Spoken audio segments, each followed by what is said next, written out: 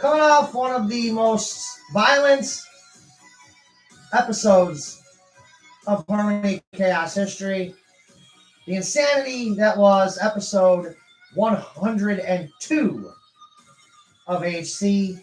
Yes, we had a crucifixion in the episode.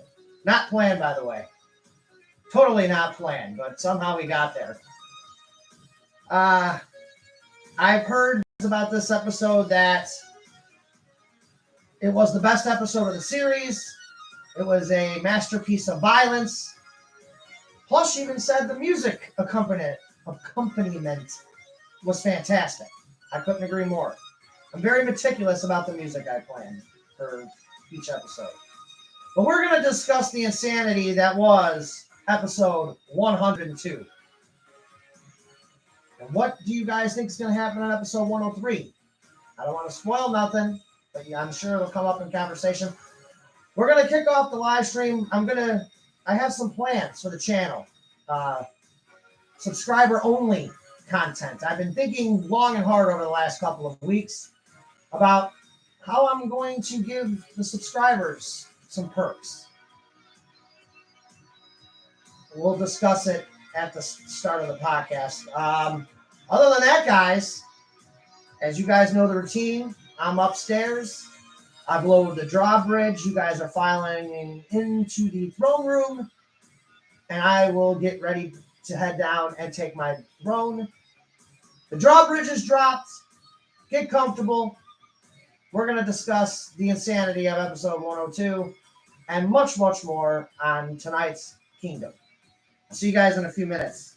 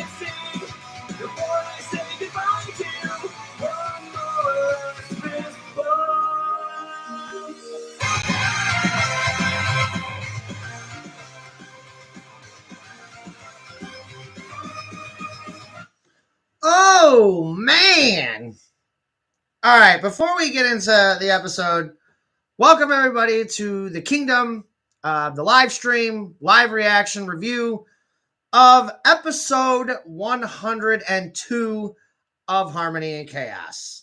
An episode that was insane, so to speak. Just the insanity of this episode, from the little teases that Sonic and Shadow throw at each other from being brothers, to the just excessive level of violence that we'll talk about before we actually get into the episode fully. The screaming. First of all, I want to send a shout out to all of the VAs who were credited in this episode, especially Solar, for the the insane screams she had to do. I see Will Atkinson is in the chat. I'm going to remember to link his channel. I'm going to do it in the community post. Season 2 of his series is starting soon. I'll let him give the details, but I'll link his channel. Season 2 of his Sonic and Shadow and Equestria series it's insanity. It's insanity. You guys are going to love it. The fight between Amy and Pinkie Pie is edge of your seat shit. So yeah, definitely. Yeah, do that. Definitely subscribe to Will Atkinson's channel. We got to get his channel back to 2,000 plus subscribers, because he was doing this well before I was.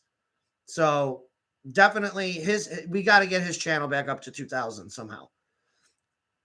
Solar also has a series coming out as well.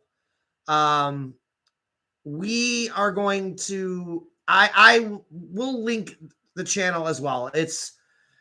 I'm not going to spoil nothing. I'll let Solar fill you guys in on the details for what she wants you guys to know about what she's doing. It's a crossover.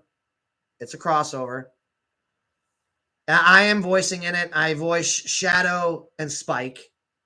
Philia is also in the series, as well as Michelangelo, Donatello, a Japanese rat that somehow speaks English.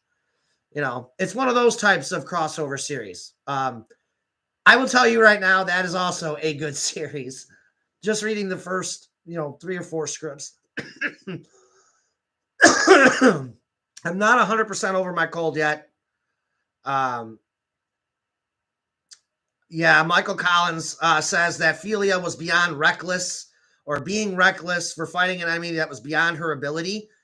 It's not that Philia is not more powerful than Infinite, because she is. She would actually body Infinite even with the Phantom Ruby. The issue is that Philia used up a lot of powers to open the portal from Earth to Equestria. So she's still, when Shadow and her were training, she got some of her magic back, but definitely not even a portion of it. Just enough for her to shapeshift. But you're right, she should have listened to Shadow. But we'll get into it as we get into the episode.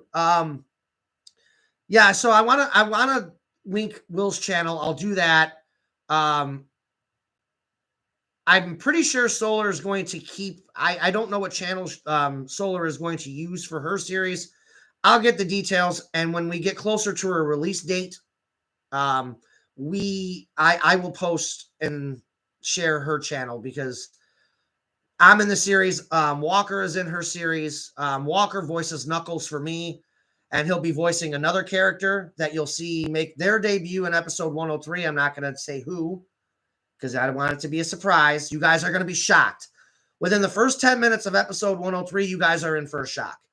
There's another new character coming, and y'all are in for a shock with that.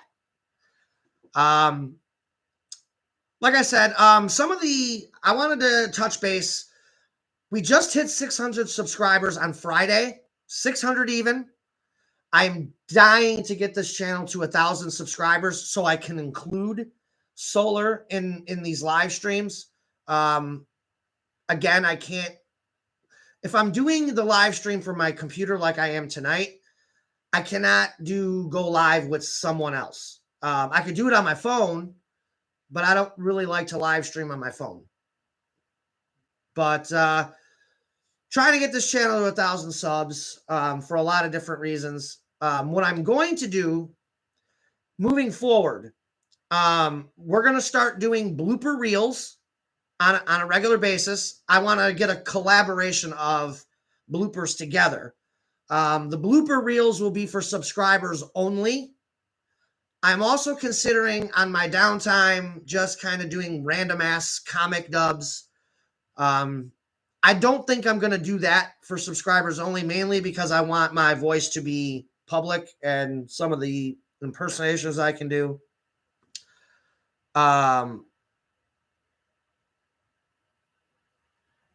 What happened? Dead account. I will get into the chat. Hold on, guys. What's going on here?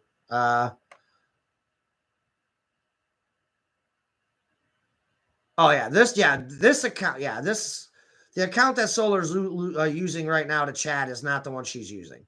So, but yeah. So yeah, Solar, definitely start sending me blooper reels. This was inspired actually by Will Atkinson. Will Friday night did a live stream where we watched videos of the Lost Narrators blooper reels. And it was funny as hell. The thing is I want to do something special for the subscribers. And if that just means them getting the blooper reels, that's fine. Again, I say if I have time to do random comic dubs, I will. Mainly, I want to do, see, one of my favorite voices to do right now, and I know this is a hotbed of controversy. Oh, go ahead. Just tell them who you're going to voice, Michael. It's unbelievable how you segue into things. Yeah, this guy should be fired. Absolutely, I should fire this guy from YouTube. He's a joke. He needs help. He needs Donald Trump. He needs President Trump to help him. Yes, yeah, you know. I was I was perusing through Google and I found a lot of Donald Trump comics. I want to voice a few of them because a few of them are actually kind of freaking funny. I don't know why. I just like doing that voice. Philia wants to kill me. It is a funny voice to do though. Like, oh, he'll make it funny. If he doesn't, I'll throw him in Guantanamo Bay. It's just that simple, Michael. Just that simple. You can't even figure out how to get Solar onto your live stream. And this guy's on YouTube. Unbelievable. They should give degrees for people to join YouTube because this guy can't figure it out. Anyway, arguing with myself here. Michael Collins asks, the reason why I changed my profile pic away from the Pony OC is because although I enjoy MLP content like yours, I've largely distanced myself from the fandom. Yeah, I don't know what's going on with the fandom. I'm not even sure if there's, I know it's shrunk because of the G5. You know, people, G4 really built the fandom, built the brony community up. I'm not going to step on Lego Solar. I've done that before, and it's not fun. It's not fun. No. But that's pretty much it. I want to give you guys subscriber only content. I'm trying to think what else I could do. The first thing that came to mind was the blooper reels. Like I said, Will went live the other night and I was inspired to say, you know what? I got to do something special for the subscribers. They need their own content versus just random people. Harmony and Chaos will remain a public series, mainly because it showcases voice talents. Again, I got to shout out my VAs for the tremendous work they did in this episode. I mean, for me not having my full voice, I did pretty good considering. Solar absolutely killed it with her OC as Philia. The screams she got, I mean, I was listening to her files when I was doing the voice editing on my earbuds. And that the very first scream completely was like, oh my God, it was death. And it was a good scream. Both screams were very, very good. The Plus did an amazing job as Sonic. Big shout out to Lion God 360, who made his voice acting debut as Thorax. if he chooses to voice Thorax in the reboots, for the few episodes that Thorax is in them in season 1, he is the voice of Thorax moving forward. I thought Lion God did a tremendous job. I sent him the voice samples, and I was blown away with just how close he is to sounding like Thorax. There's a couple other voices I'm thinking of giving to him. Michael Collins, asks, in hindsight, I am glad I suggested VAs rather than you voicing everyone, as that would wear out your voice in the long run. Yeah, it's not so much that voicing all the characters.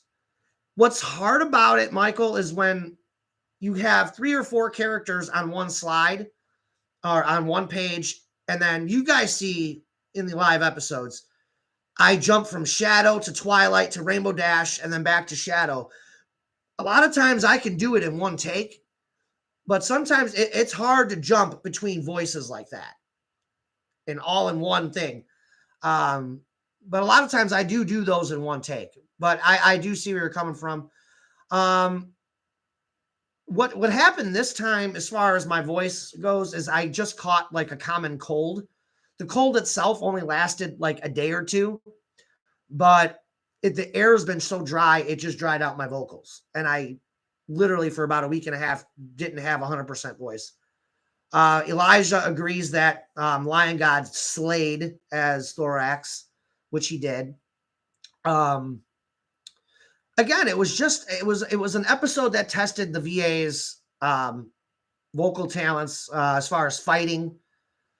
With that being said, I do want to I want to jump into the episode. We got, we covered the subscriber only content and what I'm thinking about doing. If you guys have any ideas for sub only, I might do subscriber only live streams where we just hang out, shoot the crap and just talk, or whatever.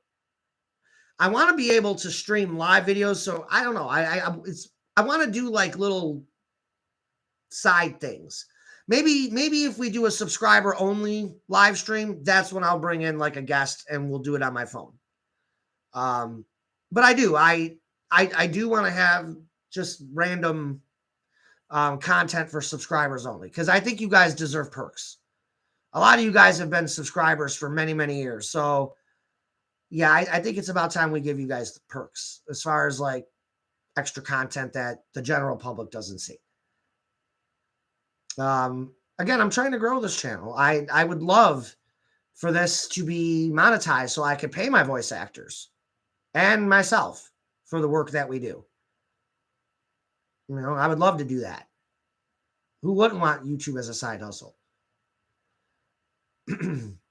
Michael Collins, building off his point from earlier, one flaw he has with MLP as a whole is, from what I've seen in both the show and comics, is even though they preach friendship, ponies can be very racist. It was much more prevalent in the early seasons. Yeah, and we know what happens when the ponies go into their separatist movement.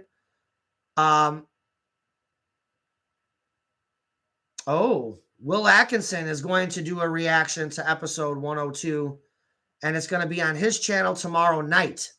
So I, again, am going to link Will's channel in the community post. To going back what Michael Collins said, yeah, it amazes me how the ponies were kind of like separate. They were kind of like separatists and segregated, because they know what the repercussions are if they segregate. It brings about the Wendigos and stuff.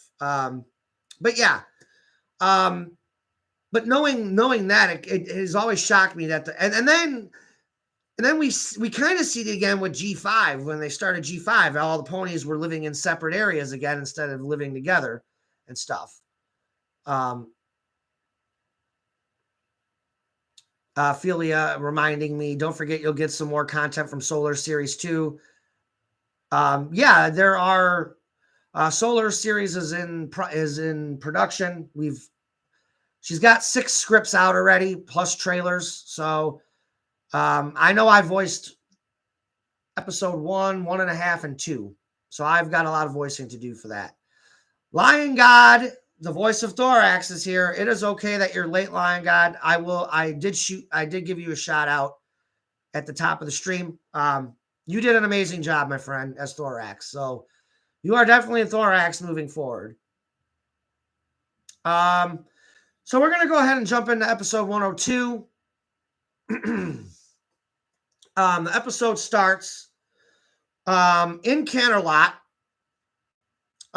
It picks up where we left off at the end of episode 101, where Infinite crashes the party and prevents Sonic and the girls from going up to the Crystal Empire.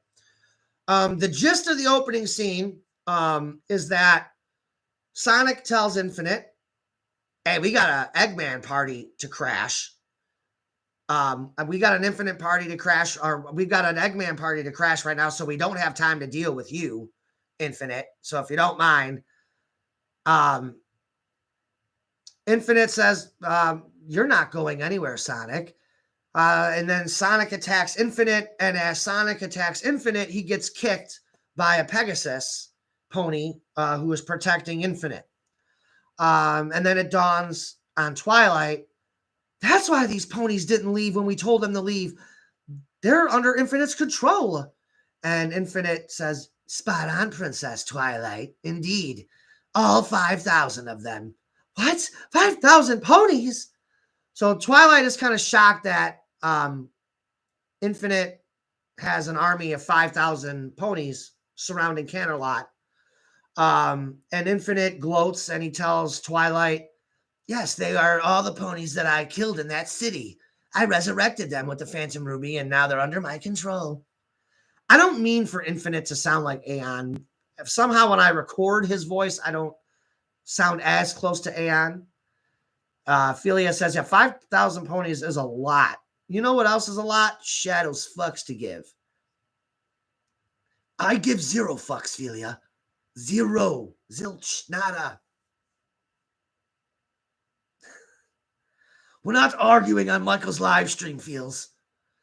No, we're not arguing. We're not arguing in this live stream, Philia.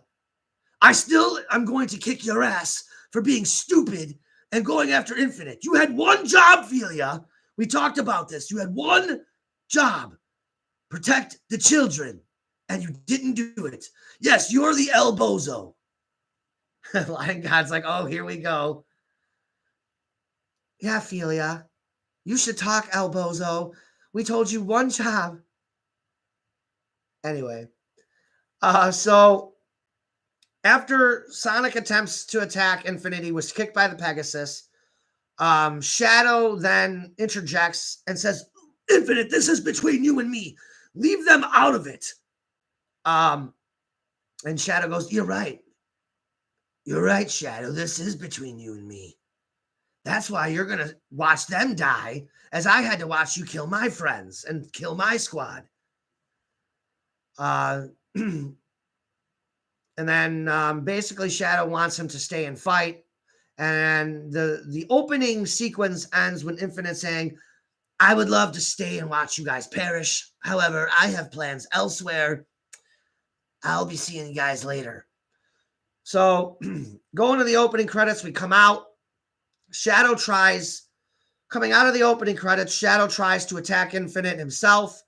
As he goes to throw the punch, Infinite disappears and heads back to Ponyville and Twilight's castle, where we would come to find out the changelings, Chrysalis and the changelings, have taken over Twilight's castle, and rightfully so, because nobody was at Twilight's castle because every pony and Mobian was at the gala, at the Grand Galloping Gala. So nobody was really at the castle to stop it. So they just, nobody's home. We're just going to, welcome ourselves into Twilight's castle. They'll be in for a nice surprise when they get home. That's if they make it past the 5,000 ponies. So the fight in Canterlot begins as Infinite gave the order to kill them all before he left. So then the 5,000 ponies begin to attack the heroes. The fight starts off with Sonic and Shadow fighting off the random ponies. We see a unicorn winds up shooting an energy beam at Twilight. She shoots magic back to kind of to deflect or cancel out the blast from this unicorn. As we know, Twilight should not be using her magic. And we're going to see why she should not be using her magic in a couple episodes from now. So the fight starts, and it's basically just a chaotic fight. Shadow tells Twilight, after she deflects the other energy blast, Shadow tells Twilight to go up on the balcony overlooking the ballroom. She'll be safer up there.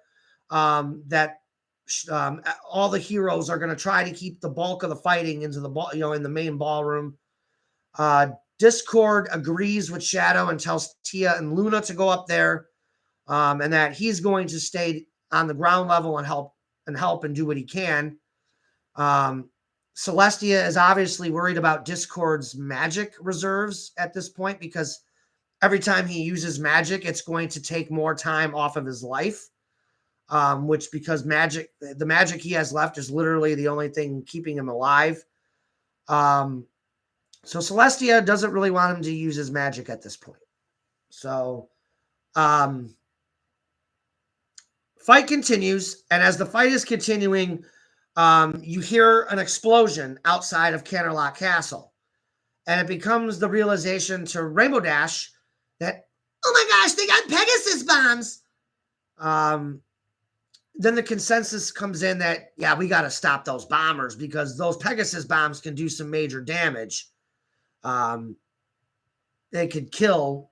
Essentially, those Pegasus bombs can kill like a weaker being. So like Tails, Chris, Amy, not so much Sonic, Shadow, and Twilight, but those Pegasus bombs can kill like any of the main six outside of Twilight. But they could also destroy buildings and structures. These Pegasus bombs are made from the pony magic that is in the atmosphere of Equestria. As we would come to find out that in season 9 of MLP, that the entire aura of Equestria is made up of pony magic. So, which is why they were able to defeat the Mean Three in those last couple of episodes, and why Friendship was able to overcome them, and why just random characters like Tempest, we saw I forgot all the characters they used. You guys watched it. But yeah, that's why even the Student 6 were involved in it. So it literally pulled all the magic from them, and yada, yada, yada. It made magic in the atmosphere, and that's how they beat them. So that's where and how they were able to make Pegasus bombs. That's how the basis of how I came up with the idea of Pegasus bombs. It gives the normal Pegasus of Equestria, an opportunity for the military, essentially, to have a weapon. The Pegasi military or whatever. Essentially, a Pegasi would be the Air Force. So, but back into it. Everyone knows that these Pegasi have to be stopped with the Pegasus bombs. Shadow orders Tails and Silver to go out and help Rainbow Dash. He chooses Tails because Tails is a flyer. And they really need all the flyers they can get to try to stop the Pegasi from throwing these bombs. They don't know how many bombs these Pegasus got their hooves on. But yes, Shadow orders a couple of the flyers to go out and help out with stopping the Pegasus bombers.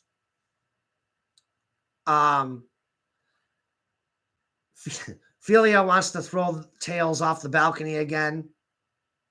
That's an inside joke. It's kind of funny. So as the fight is continuing, before we go into that, I want to see what you guys are writing in the chat, because I want to, if you guys have I see some Michael Evans stuff.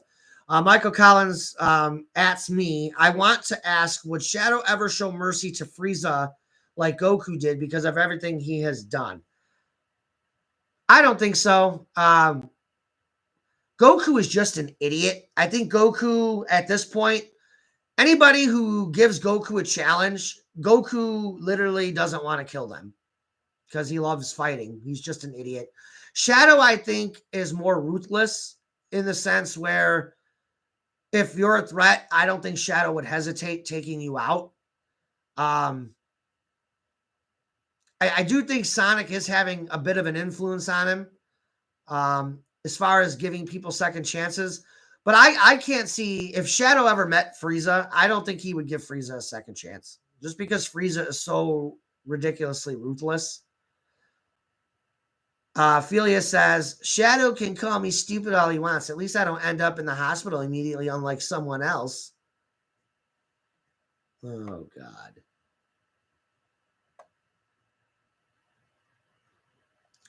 God. Ace is, Plush is talking about the Sonic Unleashed Recomplied. I'm hearing a lot of good things about that game, and Plush says it's awesome. I've actually watched one of his playthroughs on his in his Discord server. I watched him play that for a few hours. We had a good time. We joked around, and it was a good time in there.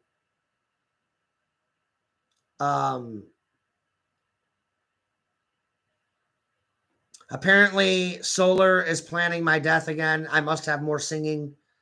Lion God says, speaking of Goku, did anyone see Daima? You know, I started watching Daima on Netflix, but I don't want to watch it subbed. I'm waiting for the dub. Because right now all Netflix has is the sub, and I don't want to watch the sub. I don't. I absolutely do not want to watch the sub. Apparently I'm doomed. I don't want to sing. Ugh.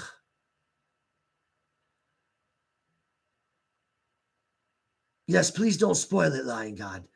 Yeah, I'm waiting for the dub with Daima. I don't like watching subs. I'll wait for the dub.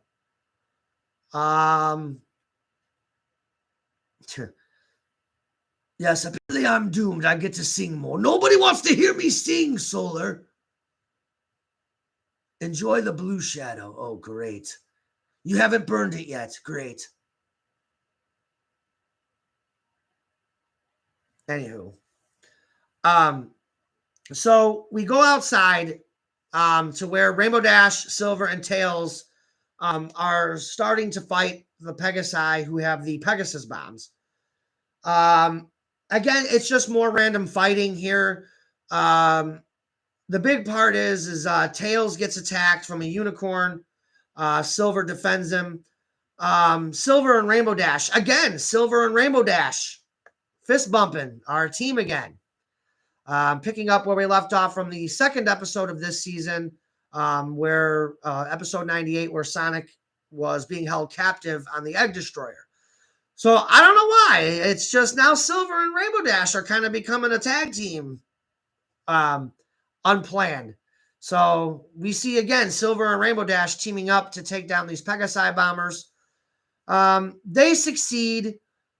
Basically, it's just random little fights here and there outside as they just look to fend them off. After they take care of the Pegasus bombers, Rainbow Dash decides to get a better look of the situation while she's outside, just to kind of get a feel of where Infinite's troops are surging. She happens to see toward the north gate of Canterlot Castle that Earth and Unicorn ponies are starting to break through the gate, or are attempting to break through the gates, and the guards and whatever ground force military that Celestia has is trying to hold them off and keep the gate shut.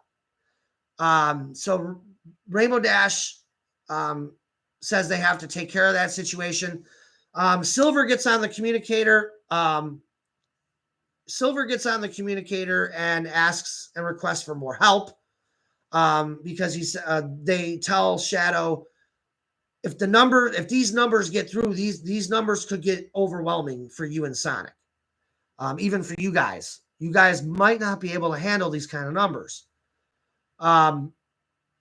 So Knuckles and SBO and Blaze go out there. You don't see Blaze for the episode.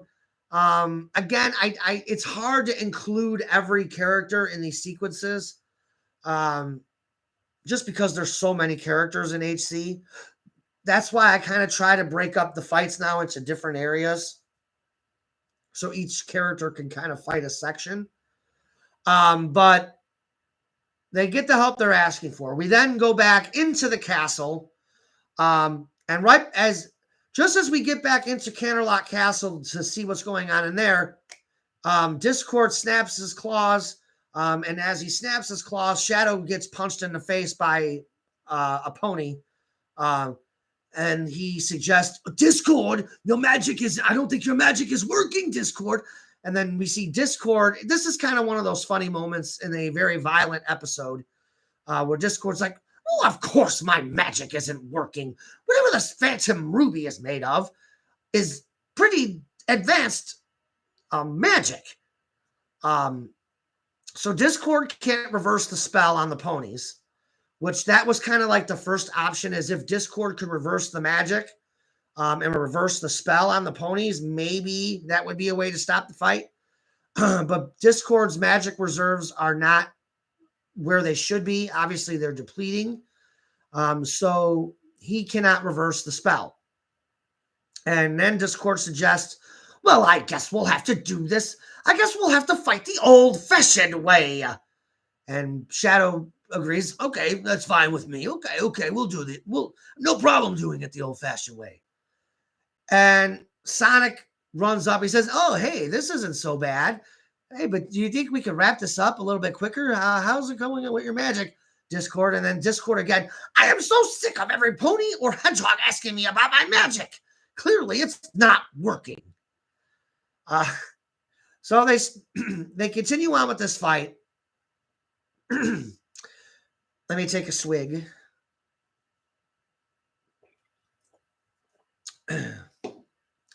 So, like with this coming segment of the scene, I definitely wanted to continue to tease the broship or the bro angle between Sonic and Shadow. Definitely wanted to continue that on. And the basis of this next segment is I kind of wanted Sonic and Shadow to kind of give hints that each one of them knows about them being brothers, or the potential for them being brothers. I definitely wanted to tease it with both characters. So this little nugget part of the segment, Sonic says, well, hey, I got an idea I kind of came up with an idea as to how we can beat them. We can use the elements of harmony. If worst case scenario happens and we got to end this fight quick, or, to spare lives, we can just use the elements of harmony and turn them to stone. Basically, we can, why am I talking like Sonic? So what Sonic suggests is that they can use the elements of harmony, turn the Infinite's army to stone, and then once they get the Phantom Ruby and they destroy the Phantom Ruby, and the ponies who are under Infinite's control are no longer under his control, they can then use the elements of harmony to reverse the effects of turning into stone on them. So that's the basis of that little suggestion from Sonic. And Shadow thinks it's a great idea. Sonic shows concern over having the time to do it. With 5,000 ponies attacking Equestria, Sonic's concern is coming up with the time to concentrate and to charge the elements of harmony up enough where they can turn the entirety of the army into stone. Shadow says, well, I guess myself, Sonia, and Hunter can buy you some time if you need it. That was the whole point of what Shadow was trying to say. And then Sonic chimes in and says, so Sonic is taking this fight seriously, But as Sonic said earlier in the fight sequence, he says, "Hey, look, we're taking them down in one punch. This isn't so bad." So Sonic thinks now is a good time to bring it up again. Like, hey, you wanted to tell me something earlier. What was it? And that's when we see the little animated scene with Sonic and Shadow talking. And Shadow goes, now is not the time to discuss it. I don't know. It seemed pretty important, Shadow. Oh, well, it's not.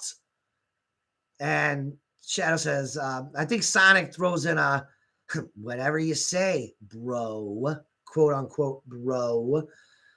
And then Shadow throws it back at him with the next line where he says, we don't have time for this foolishness. In case you've forgotten, we're in the middle of battle, bro. Oh my gosh.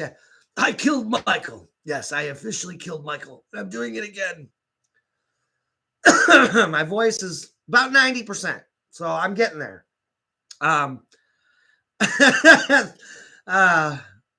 Yes, Michael's dead. I'm killing him right now. I'm doing it silently and slowly. So already now we've seen both Sonic and Shadow use the word bro. And in the very next sequence, Sonic is about to tell Shadow, I already know about what he was going to say was, I already know what you were going to tell me, that we're brothers. He already know. So that, and then the explosion goes off just as he was about to say what he wanted to say.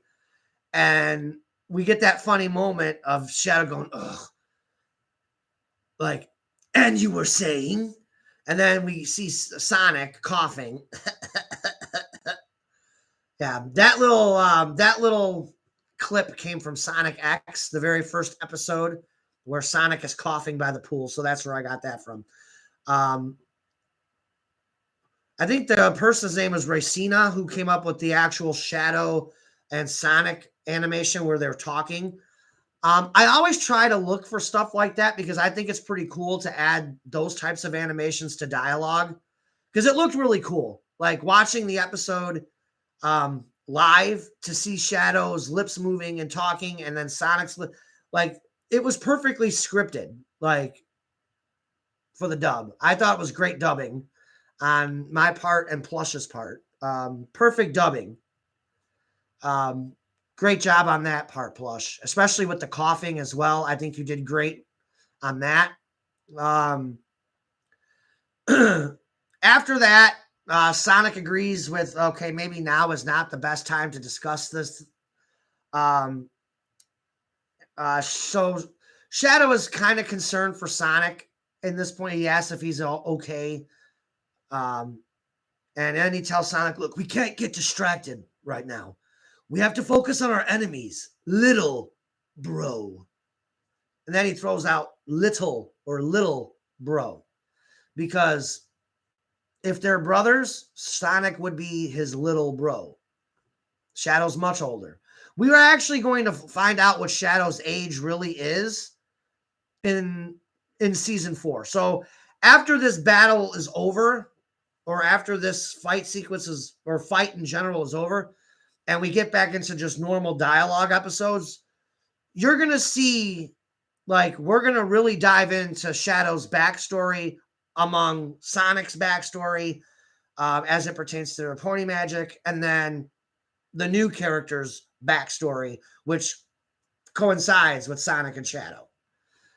So yeah, I'm not spoiling it. For some people in the chat, you already know who this character is because you're on my team, but you just don't spoil it.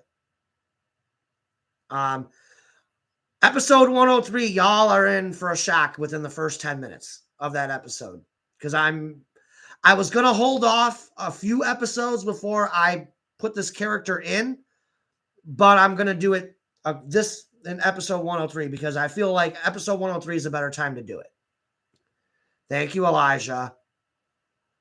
But yes, Recklaw / Walker, who is the voice of my Knuckles, will be voicing this character. I am still anxiously awaiting his voice samples for this character. Because I cannot wait. You're not a roach, Felia. Do you have any? Okay, so yes, Philia is also is a potential sibling to Sonic, Manic, and Sonia. Yes, your backstory is also going to be given. Yes. Plush says, thanks, man. I appreciate it. Oh, you're welcome, Plush. You deserve it, man. You're a fantastic Sonic voice actor. So we get back into it. I'm trying to think. After that concludes, we go to Twilight's castle. And this is where we see where Infinite has gone, because Infinite never really, he didn't tell the heroes where he was going. I kind of wrote it in parentheses that he went to Twilight's castle. So we're at Twilight's castle and we see what he is doing and what his big plans are. I think this is a really cool scene. You get that Star Wars music in the background, where it was the Naboo invasion. I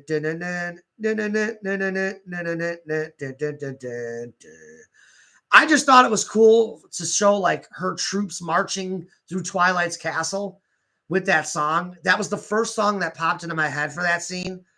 And as Plush said during the actual episode, the music selection was great. I choose my music very carefully for big moments. I do. I do a lot of time of music planning because music is very important. Music is very important to set the mood of a scene. So the scene starts. Chrysalis asks Infinite, impressive, aren't they? And Infinite is like, yes, I certainly got more than I bargained for. And we will see in episode 103, within the first 5 minutes, Infinite is pretty disgusted with the changelings because they are underperforming. So we'll see that in the first couple of minutes of episode 103. His opinion will change within the first 5 minutes of episode 103 about the changelings. So he basically is just impressed by the sheer numbers and the intimidation factor of the changelings. He thinks they're pretty intimidating, like right off the bat. They hiss, they sound like evil bugs. So yeah, I can see why Infinite, and they shapeshift, so I can see why Infinite would be impressed. As the scene progresses, we see more and more of her troops. And then we go to the balcony, where you see Chrysalis and Infinite overlooking the troops of changelings. The scene starts with Chrysalis addressing her changelings and basically welcoming them back. And she tells all of the changelings we have Infinite to thank for this, with his powers of the Phantom Ruby. We have him to thank for our race being brought back to life, and in much larger numbers. It's the entirety of our race, is what Chrysalis says. Yes, it's the entirety of our race. That is my base Chrysalis voice. And then so for those of you who are wondering how I did the Chrysalis voice, it's literally me talking like this. And then I just mess with the pitch. I actually set up a pitch setting specifically for Chrysalis. So that's how you get the extra Chrysalis voice added to it. So I have my Chrysalis base, which was that. And then I add the preset pitch that I created for Chrysalis. And that took a couple hours to do, believe it or not. That took I know somebody, Walker, Recklaw in the comments said something about my Chrysalis voice. And I wanted to go ahead and share with you guys how I came up with that voice. It's literally me coming up with this bass. And then Michael has a preset pitch setting, and he adds it to his voice. And that's how he came up with Chrysalis. Literally. Same thing with Starlight. I have a preset Starlight as well. So that's why Starlight sounds, she sounds kind of echoey. But yeah, that's how I also did the same for my Starlight. Philia wants to kill Sonic and Shadow. Huh. No, you're not killing me, Philia. You can try, though. No, you cannot commit murder. Yeah, sis, what the hell is your problem? So we're getting off track again. So this scene continues. Chrysalis, after she addresses her changelings and then credits Infinite for bringing them back, she says that Infinite has a threat that needs to be eliminated, and that it's Infinite's turn to have the floor, and he will address every changeling. So Infinite tells the changelings he is going to send a group of 500 changelings, being led by General Eberron, to go up to the Crystal Empire and to take down Eggman. More specifically, he wants General Eberron to sever Eggman's head and deliver it to him personally into his hands. If you guys remember, canon-wise, Sonic Forces, Eggman is responsible for the deaths of a portion of Infinite's squad. A portion of Infinite's squad dies when they go to raid Eggman's base for all the technology. So Infinite may have forgiven Eggman about it, but he never forgot. He also, in Harmony and Chaos lore, Infinite he just views Eggman as a bumbling buffoon, he's a genius, but he's never going to beat Sonic.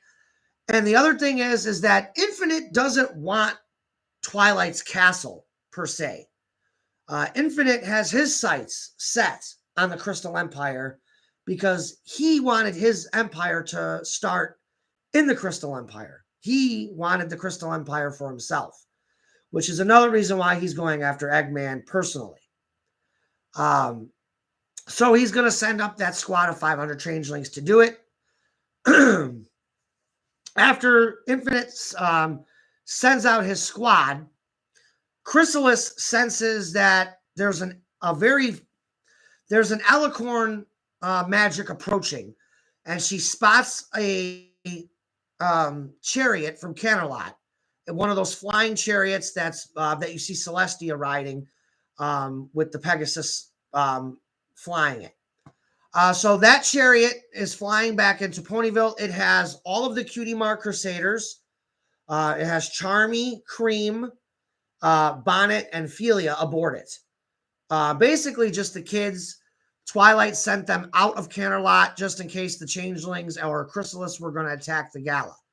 So they're flying back in, and Chrysalis didn't know who the alicorn magic was coming from. She just sensed an alicorn presence, thinking maybe it was Twilight. She decides to shoot the chariot down to try to kill who's ever in the chariot. Her shot winds up hitting the Pegasus who are flying the chariot, and then the chariot goes and starts to crash. It starts to make a nosedive toward the ground.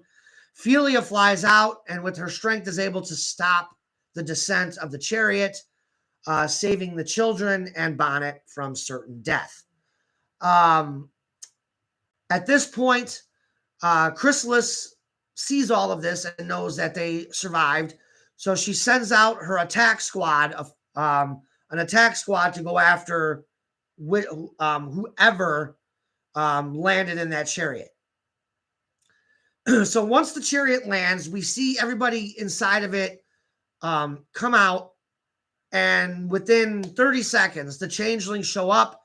Obviously, Cream has PTSD justifiably so. She was killed back in the start of season 2 from the changeling attack at the start of season 2. So she's got some PTSD with changelings, and low-key, she kind of hates the changelings. So I don't want to call Cream a racist, but she's definitely not a fan of the changelings, justifiably so. Bonnet screams and is scared. Obviously, Philia ordered them to run and to get the hell out of there. And then that's when we see Bonnet say, too late. So Philia and the children and Bonnet, they all get surrounded by these 50 changelings. And Philia she says, I may not be Batman, but go ahead and try, fuckers. And so she's literally going to fight these 50 changelings by herself if she has to protect the children and Bonnet. Just as this changeling is about to fire the blast at Philia, he gets attacked by a rogue dark changeling. As it would turn out, this changeling is Thorax in disguise and in full dark changeling mode. As Thorax starts fighting them off, 6 more dark or darklings or Chrysalis's changelings aid and assist Thorax. These six changelings are the changelings from season 2 of Harmony and Chaos that bailed on Chrysalis in the final fight scene at Canterlot. That's why I said, keep in mind, remember those 6 changelings that fled Canterlot. I said, because they're going to come back into play later on. So those were the 6 changelings that fled Canterlot in season 2, in the first fight with Chrysalis. One of those changelings happens to be Ocellus, one of the student 6, who we see in seasons 8 and 9 of MLP. So this is kind of the way that I'm introducing the School of Friendship down the road. So this is where we get introduced to Ocellus, and Thorax, and the rest of the changelings all fight off the darklings. They either knock them out or they kill them. Obviously, I think I said they all wound up dying. Thorax being a leader, can easily take out these changelings with no problem. I kind of made Ocellus a little baddie. She's a little baddie, but in My Little Pony, she's a sweetheart. But I kind of gave her a little bit of a baddie mentality. She's kind of tough, Ocellus. I kind of made her a little tough, which I think she should have. I mean, she hates Chrysalis, so why not?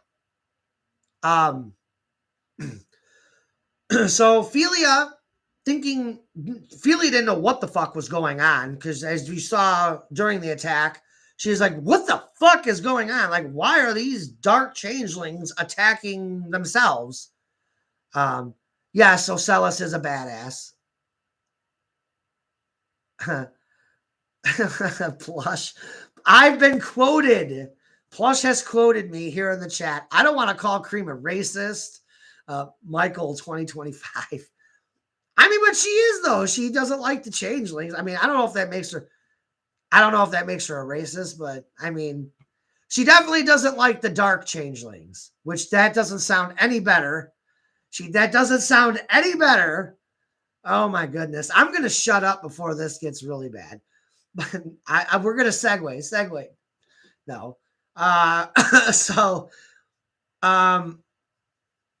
Philia she warns these changelings, look, you guys don't stand a chance against me. So if you attack me, I'm going to be, and then we hear a voice, and it says, oh, don't worry. We're friends. We're not an enemy. And it was in question marks. And it happens to be Thorax. And obviously we saw Spike's reaction to Thorax. For those of you who don't know what happened to Thorax in season 1 of Harmony and Chaos, at the very end, near the end of the season, I want to say it's probably episode 30 or 31. We find out Chrysalis was not killed by Shadow, and that she went full force attacking Thorax at his hive. So what happened with Thorax during the fight with Chrysalis, Chrysalis impales him. And as Chrysalis, as Thorax is still like hanging on and is impaled by her horn, she fires an energy blast through the horn, splattering Thorax's impaled body all over his throne room. So that's why the reformed changelings, what was left of the changelings, went back to Chrysalis, and then they attacked Ponyville in season 2 because they were scared. Some of them were scared, and some of them were like, hey, we're going to be loyal to Chrysalis again. So that is what happened to Thorax in season 1 and why he was killed. And I'll explain as we get into this how he was able to come back. So as this scene progresses, Philia suggests that they have to get off the street, or somebody, or no, it was Thorax who says, we need to get off the street. So Spike suggests that they go to town hall. So Spike goes, leads everybody into town hall, and Philia is demanding answers right away. She wants answers about what the hell is going on. These guys are changelings, yet they attack their own kind. So what the fuck is happening here? And that's when Spike and Thorax begin to explain things.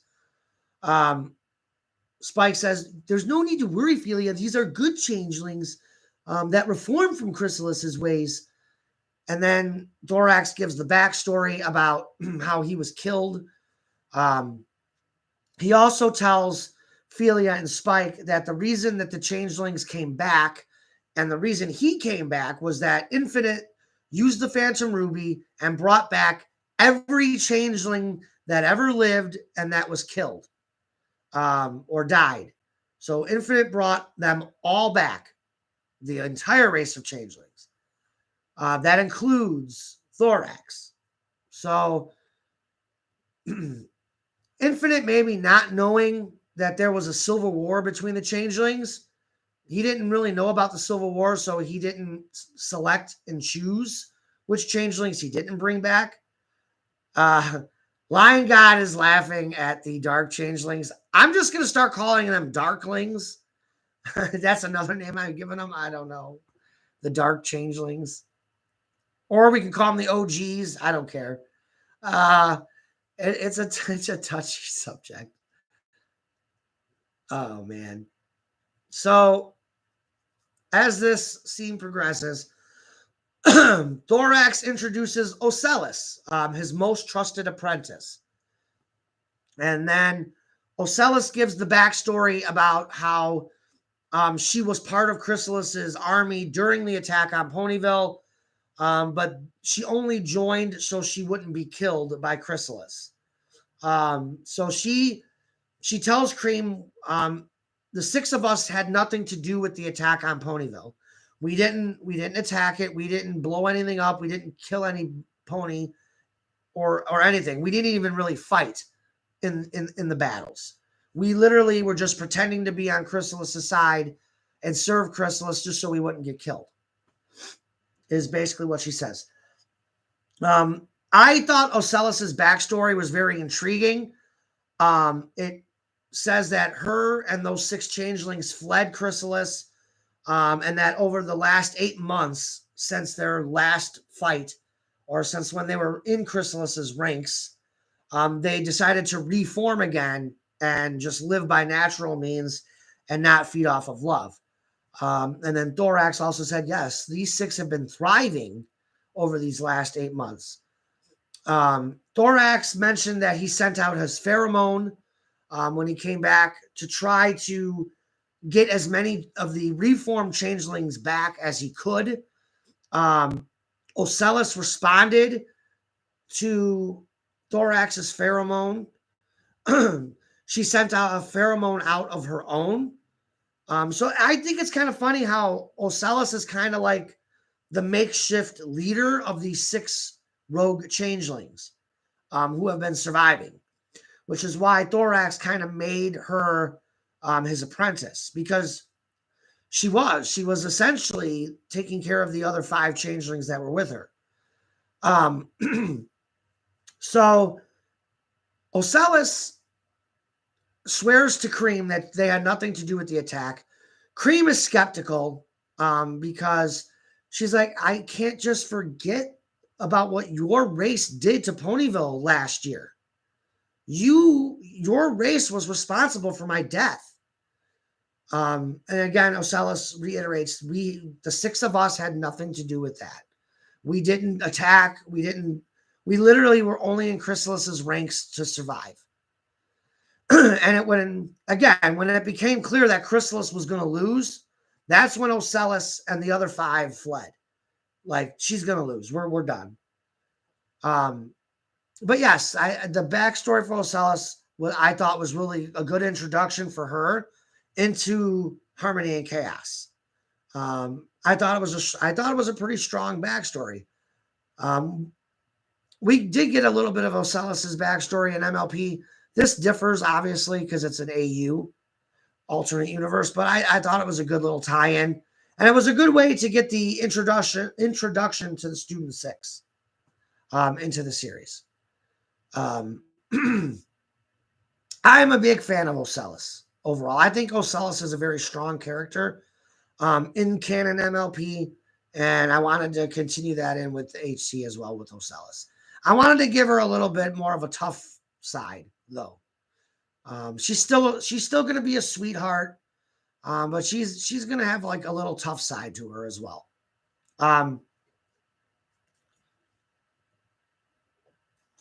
So moving on, we continue on with the scene.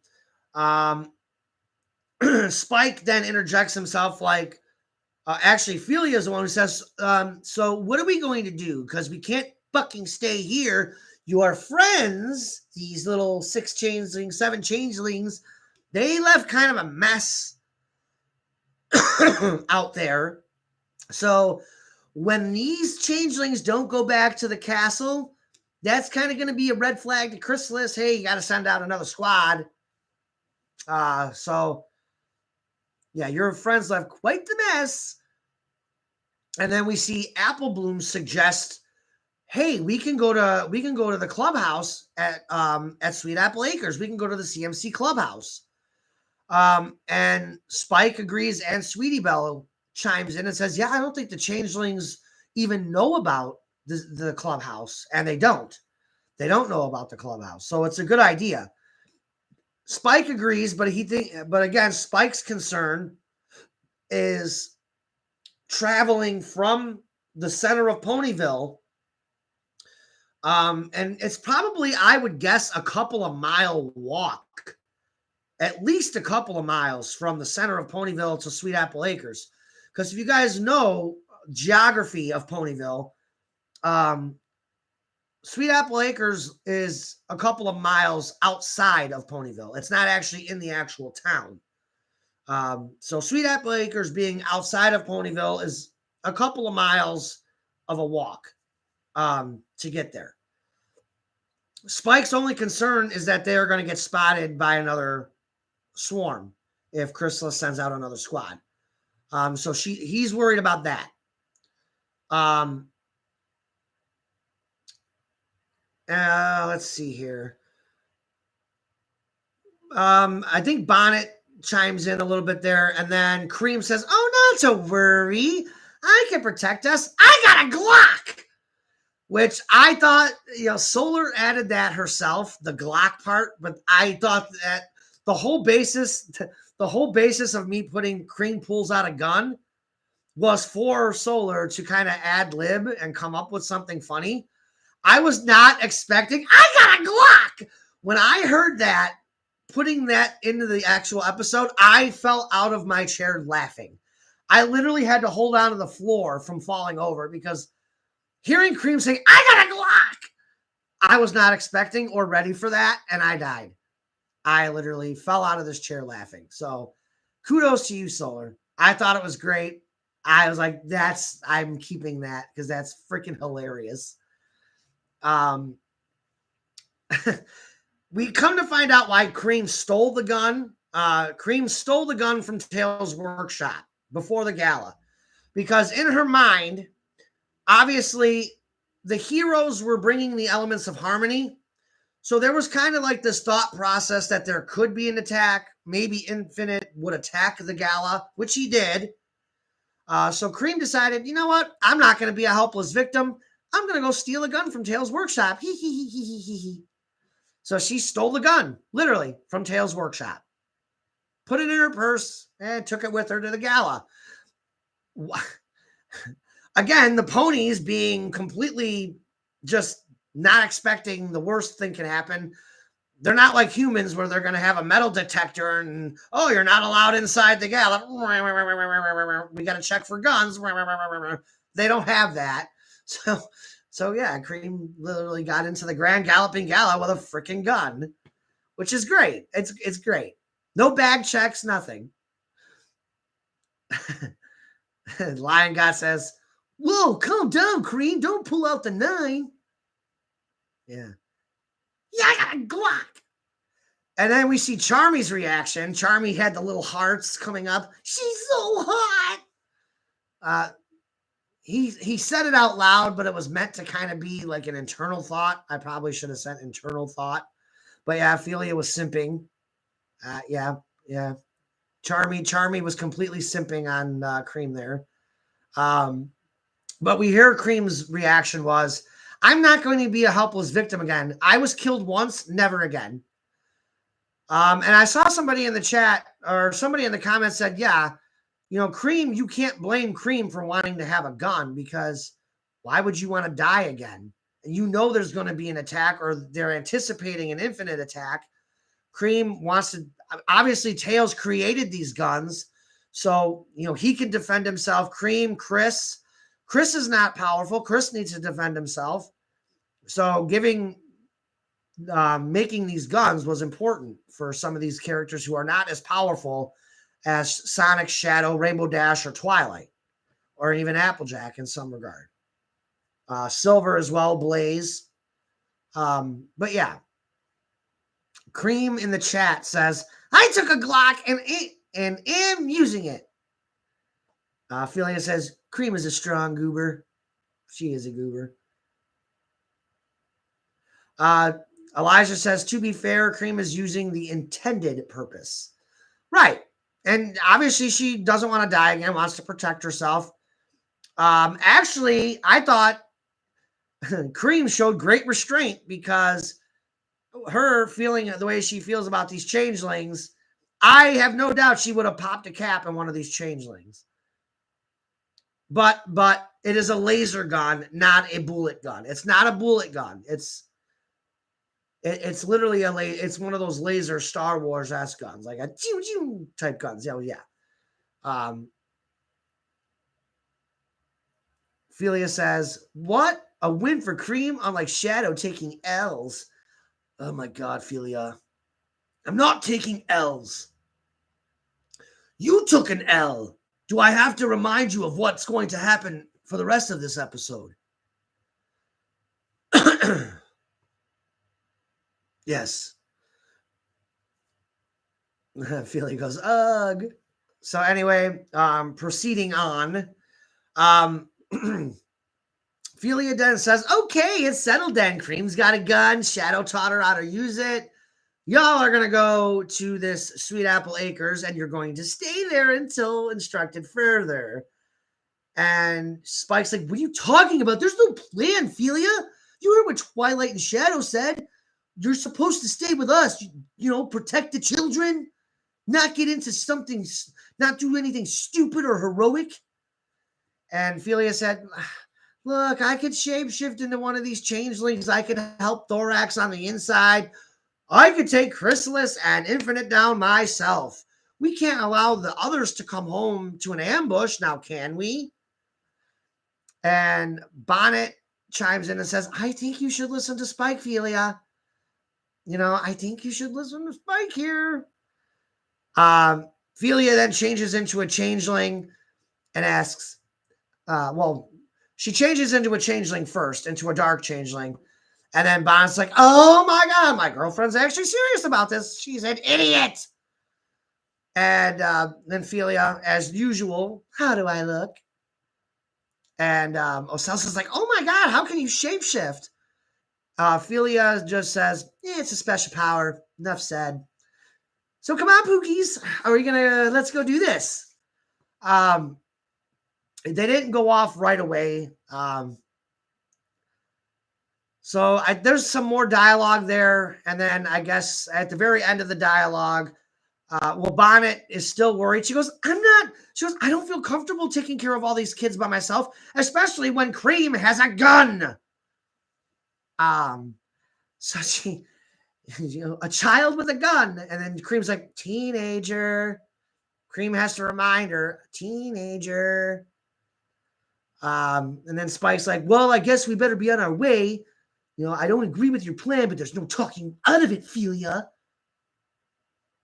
You're going to take an L, Felia. I tried to tell you, as did Twilight and Shadow. We all tried to tell you, Felia. Nope, don't want to listen to the flamethrower. So there you go. I'm a royal advisor. Okay, yeah, I know you heard what I said, Felia. I see you in the chat. Yeah, you chose to ignore it. You know what, Felia? I'm a royal advisor to the Princess of Friendship. You should try to listen to me more. I would not be advising royalty if I wasn't worthy. So anyway, Spike and Felia are arguing now on the live stream. This is great. So they all split off. Long story short, Spike takes the children to Sweet Apple Acres, fully loaded with a Glock that Cream's got. And then Felia and the 7 changelings, Thorax, Ocellus, and the other changelings, then go to Twilight's castle. So the next scene picks up. We don't waste any time. We go right into Twilight's castle. Will Atkinson says Shadow versus Felia. Look out. Well, it has technically happened. They've done some sparring. But yeah, it's going to be a never-ending theme there, Will. Shadow and Felia at each other's throats the whole series. Felia lives to torment Shadow. Oh, yeah. You know what? Because I would not want... Felia has suggested a live stream with herself and Shadow. That would be me and Solar doing Shadow and Felia. So that would be... No. I would either commit suicide or commit a mass murder. Don't you do that to me, Michael. Don't put me in a live stream with my sister. I swear. It's going to happen, Shadow. That might be a subscriber-only stream. God! No! I'll pay you, Shadow. With what? Never mind. We'll talk, Shadow. We'll talk. Fuck! All right, anyway. I'm glad we're entertaining you guys. Anyway, back... Oh, man. Oh, fuck Kokichi. Kokichi won't pay. When does Kokichi ever paid up his debts? Never. Lion God says it's a disaster waiting to happen. It's a comedic disaster waiting to happen. Anyway, so we don't waste any time. We go right to Twilight's castle, and the immediate dialogue is between Thorax, Ocellus, and Felia. Thorax advises Felia to let Ocellus do the talking, obviously because if Thorax talks to Chrysalis, she is going to recognize his voice right away. So he suggests let Ocellus do the talking, but if you have to talk at all, make sure you talk like an evil bug and give an occasional hiss. So then Felia goes into her changeling voice and then does a little hiss. Ocellus giggles, whatever. So it's like this small little piece of comedy before we get into the nitty-gritty. They make their way into the castle, and Chrysalis is congratulatory.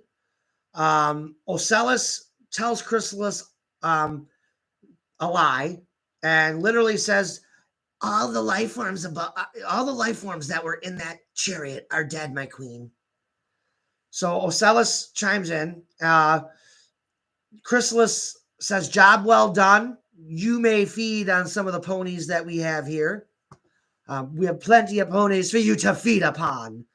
So they go and They don't actually feed on any ponies, but Ocellus, Thorax, and Philia all kind of like going off in a corner and kind of do their own thing. They're just kind of mingling, talking, whatever.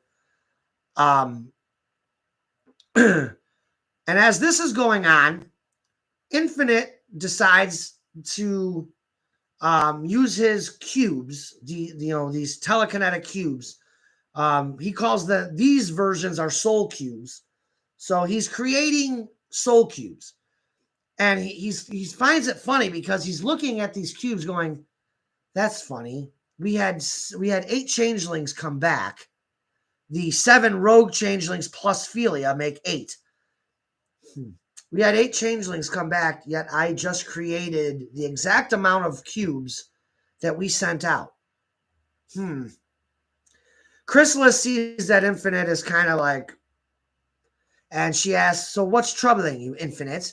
And that's when he tells her, I created 50 soul cubes. We sent out 50 changelings, yet 8 changelings came back. And Chrysalis says, well, those could have been the perimeter scout changelings that I had flying around Ponyville, just keeping an eye on the perimeter. And as they're continuing this conversation, Chrysalis can sense Philia. She even says, there is something peculiar about that changeling. And she literally is pointing out Philia when she says it. And she tells Infinite, she's giving off an energy that my normal changelings don't give off. So she's sensing the alicorn abilities inside of Philia.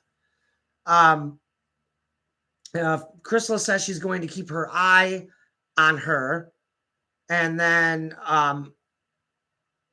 Infinite says, well, I just revived the changelings who were killed in the trying to go after the chariot. So let's see what they have to say about what happened. So as this is going on, you get a little side conversation between Philia and Thorax. And Thorax immediately can see that Chrysalis is kind of zoning in on Philia and kind of like keeping tabs. And he asks Philia yet again, what magic are you using to shapeshift? And again, Philia just doesn't really find it to be Thorax's business. Thorax says, well, you can trust me. And she goes, look, it's just special powers. Again, I've already said it's special powers. And Thorax then says, well, you can trust me. I'm not one of Chrysalis's changelings. You can trust me. And then she just says, it's alicorn magic. And then Thorax says, shoot, that's Chrysalis is onto you. That's how she was able to sense your chariot coming into Ponyville. She could sense your alicorn magic. Now, keep in mind, in Harmony and Chaos lore, Chrysalis was once an alicorn. If you guys remember what happened, I don't want to like divulge it because I do give Chrysalis's alicorn backstory in season 2 of Harmony and Chaos when they're in that fight. But all I'm going to say is Chrysalis was once a princess and an alicorn of Equestria. But if you guys keep up with the reboots, or if you guys want to watch the season 2 episodes, it's the 5th episode of season 2 where Chrysalis actually explains what happens and why she turns into a changeling. Basically, she turns into a demon. And the backstory is given as to why in that episode. She also gave the backstory to Infinite in episode 3 or 4 of season 4. So she does kind of reiterate the backstory as to what happened that caused her to join and become a changeling and a demon herself. Essentially, Chrysalis is a succubus. She feeds on love. So she's this demonic entity that feeds on love. So essentially, she is a succubus in not so many words. Anyway, getting back into it, Thorax is warning Philia that she's onto you. Philia tries to calm Thorax down, like, relax, bro. You're being too serious. Just chill. If my cover gets blown, I will head straight for Chrysalis. Philia's still thinking she's cocky right now because she has some of her powers back. So she's immediately thinking she can beat Chrysalis, which is, had she fought Chrysalis one-on-one, she probably would have lost. So she's still kind of on this ego trip as Philia. But she tells Thorax, I'll go straight for Chrysalis, and then that's when you and your followers make your move on the rest of the Dark Changelings. So as this conversation continues, the scout squad of changelings return to the castle. They immediately report to Chrysalis and Infinite, and that's when they tell Infinite that they were attacked by 6 rogue changelings, at least 6. And this is where Infinite says, that's a little troubling of a number, wouldn't you say, Chrysalis? Considering 8 changelings came back. That's kind of interesting, wouldn't you say? And Chrysalis already knows who's involved. She asks Infinite, when you brought back the race of changelings, you brought back every changeling, correct? And Infinite said, yes, every changeling that was once a changeling or ever was a changeling is back and brought back to life. I brought them all back. And that's when Chrysalis immediately calls out Thorax. We have a group of traitors in this room. Isn't that right, Thorax? And Thorax is like, oh no. She knows. And then Philia's like, relax, do chill. Don't do anything stupid. She doesn't know where you are. Just chill. And Chrysalis, after this, decides to remind all of the changelings of what happened to Thorax at the end of season 1. How did Chrysalis even discover him? You will find out coming up right now. So Chrysalis, using her magic, shows the images to the entire room of how she killed Thorax at the end of season 1 and how it went about. Philia was actually kind of like, whoa, that's kind of, that was gruesome. And then she immediately spots Thorax is pissed. Thorax loses it and goes straight for Chrysalis. He changes it back into his reformed state and he blasts Chrysalis point blank range with an energy blast. Chrysalis is blasted through the castle, leaving a humongous hole in the castle walls, destroying part of Twilight's castle. So Chrysalis flies out of the castle and then the attack is on. Then the Dark Changelings all start attacking. Then we start to see the reformed changelings all start attacking. And now we have this big brouhaha melee fracas going on inside of Twilight's castle. So to answer your question, Michael Collins, Chrysalis didn't discover Thorax. Thorax blew a gasket after seeing himself getting killed and having to have to relive it. Makes a beeline straight for Chrysalis. And then we get the Philia saying, shit! Because she's like, damn it, this is not what we had planned, bro. Philia. Philia. This is rich, chat. All right, fam. Look at the chat. Look what Philia says in the chat. Nobody listens to me ever. Well, and then she called herself. Then again, I don't listen to others either. Good job, Philia. Good job. Yep. So the fight is on. Philia says, you know what? Fuck it. Fight is on. Ocellus gets involved. She shoots an energy blast at Infinite. Infinite literally uses the Phantom Ruby to like Kylo Ren this shit. He literally stops this blast with the magic. It's like Kylo Ren style.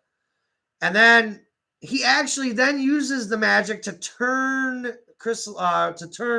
Ocellus' shot around and direct it back at Ocellus.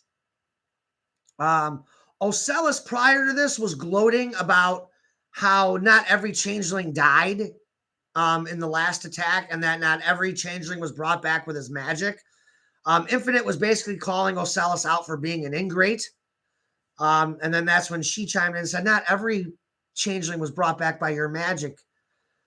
So when he turns this beam of magic around, he then taunts Ocellus. Well, I guess you won't be so lucky this time. Choop. Then he fires the shot back at Ocellus. Philia turns into her sonic form and very quickly rushes and kicks this blast away from Ocellus, returning the favor from earlier when Ocellus and the other changelings saved their lives from the dark changelings. So Philia saves Ocellus' life in this instance. And then they start to fight Infinite. This is the first time we see Philia get a shot in on Infinite. She knocks him down to the floor.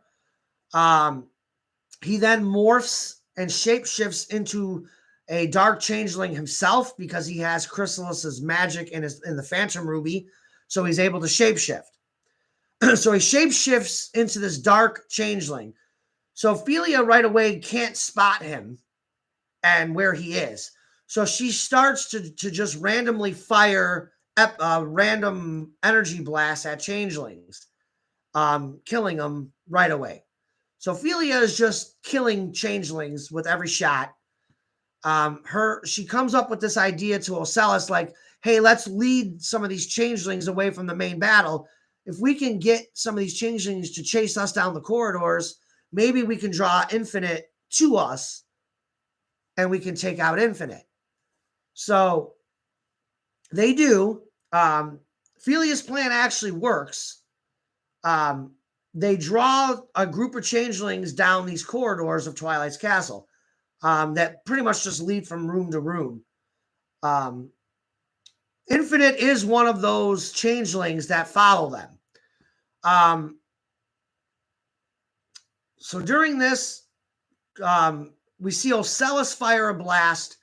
Again, Philia and Ocellus start to have more dialogue. She tells Ocellus that her brother is coming soon, that Spike sent the message, so we should be getting some help. And Ocellus is like, okay.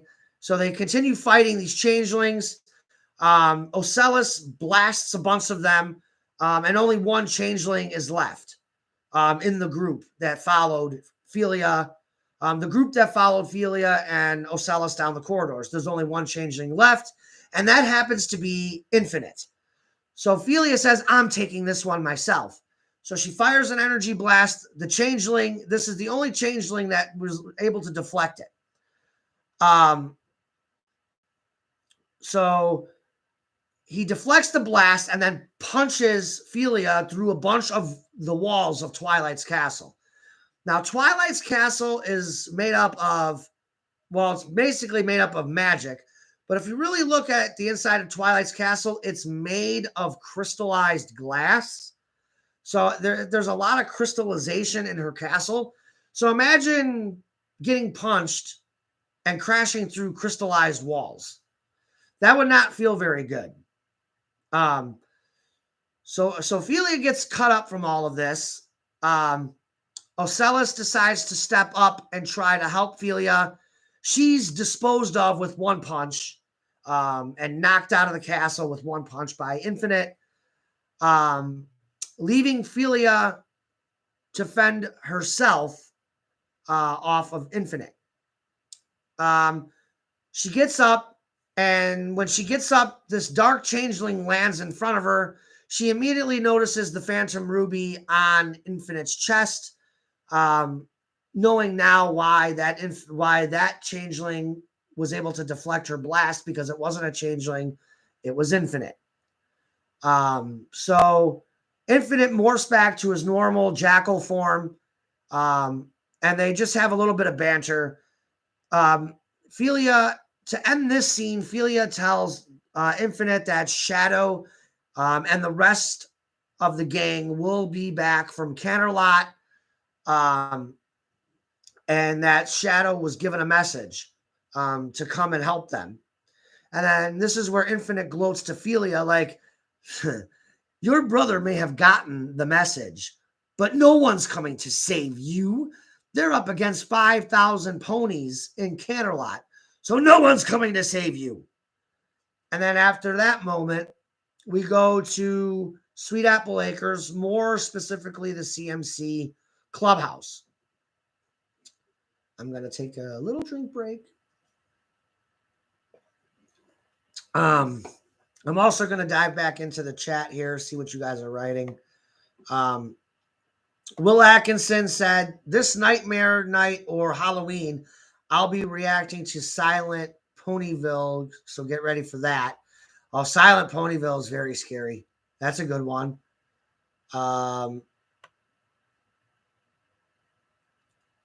That's basically the big one. Let's see. I'm trying to see if you guys asked me any questions. No, basically I covered all the chat up until this point for now. So we go to the Cutie Mark Crusaders clubhouse where Spike and our heroes have arrived. Again, Bonnet is very, very uneasy. Scootaloo is in awe because Scootaloo is kind of like semi-Rainbow Dash, where she's kind of like into fighting and enjoys these fights or whatever. So she's really intrigued by all the light show and the bangs and the booms that she can hear off in the distance at Twilight's Castle.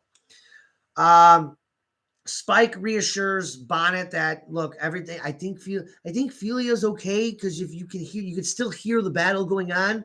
So I think she's all right. Apple Bloom offers some snacks and food to everyone, and Bonnet's like, yeah, she's kind of like goes into stress eating. Michael Collins says that's not really a good thing regarding Scootaloo, I mean. But again, so Scootaloo is just kind of like enjoying the sights of the battle and the light show and all that stuff. So Spike tries to reassure Bonnet that everything is okay. Apple Bloom offers her snacks. And then this is where Spike gets a hold of Shadow and informs Shadow of what is going on. Basically, anyone who has a communicator heard Spike's message to Shadow. The communicators are all basically linked together. So anytime there's an announcement over the communicators, everybody can hear it who has a communicator. So the entire group in Canterlot now knows that the Changelings, Infinite, and Chrysalis have attacked Ponyville.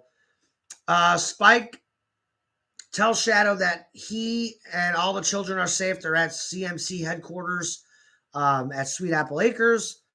But then he tells Shadow that Felia has decided to join the reformed Changelings to go fight Infinite and Chrysalis. And then Shadow's like, what?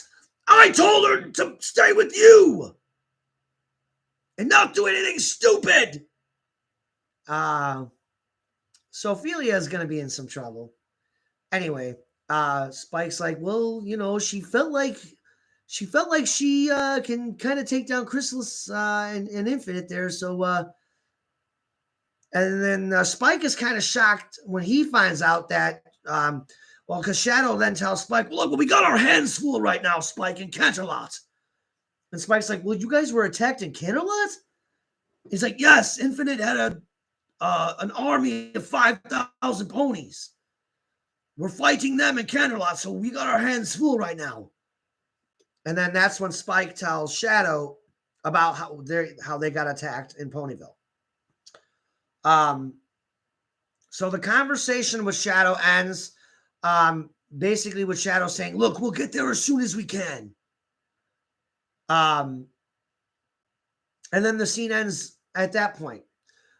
We go back to Twilight's castle, And this is where things get very gruesome and very, very violent, where the violence level goes over the top.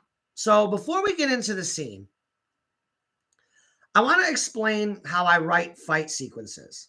So how I do these fight sequences, I don't plan any of the fight sequences. I don't plan them at all.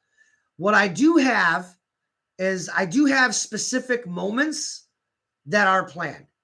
So the moment where Infinite turns into Shadow and taunts Philia and knocks her unconscious and ends the fight, that part was planned. Getting to that part, anything that happened is never planned. So that's how I kind of just let my brain, and I usually let the fight sequences naturally progress on their own. So whatever ideas that are popping into my head during these fight sequences are usually what I'm jotting down, and I just go with it. So keep that in mind. So again, the fight was planned to end with Infinite turning into Shadow and knocking Shadow out, that, or knocking Philia out, causing kind of like psychological damage. So the fight was meant to end with Infinite as Shadow. So it was just meant, that was the end of the fight. So I had to get us there. So we'll go into this fight sequence. This fight sequence starts outside of Twilight's castle. Now we go back to Thorax's point of view. Thorax is outside of the castle trying to find Chrysalis. Lion God 360 asked, did anyone see Sonic Racing Crossroads? I didn't even know that existed, Lion God. I didn't even know that was a thing. Huh. Interesting. So Thorax starts this scene off. We get Thorax's point of view. And he's looking for Chrysalis. And he's looking around and he can't find her. He's like, I know she's out here somewhere. There's no way she could have traveled with that blast. There's no way. Again, Chrysalis is above Thorax. She's at a higher altitude, kind of just looking down on him. She's not really admitting any power right now because she's trying to stay hidden, because yet again, Chrysalis is trying to do one of her sneak attacks, which is what caught Thorax off guard in his death. So she's trying to catch Thorax off guard again. She starts to charge her horn. Now, this is all planned. The minute she starts to charge her horn, Thorax immediately spots her. She goes and she fires this energy blast. Thorax counters with his own blast.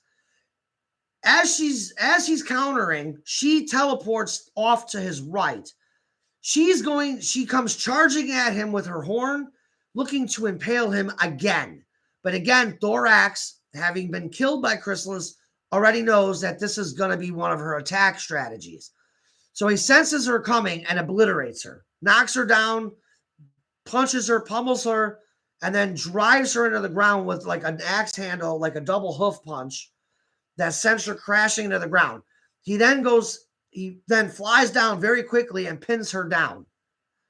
And she says, oh my, you've improved, Thorax. And Thorax says, no, I just learned from my prior mistakes when you killed me. Your sneak attacks aren't going to work on me this time. And so Chrysalis sends out this pheromone to the other changelings, the dark changelings, to come out and save her. She sends out a distress pheromone. So, of course, all the other reformed changelings see all the dark changelings flying out of the castle. They fly after them, and then the melee continues.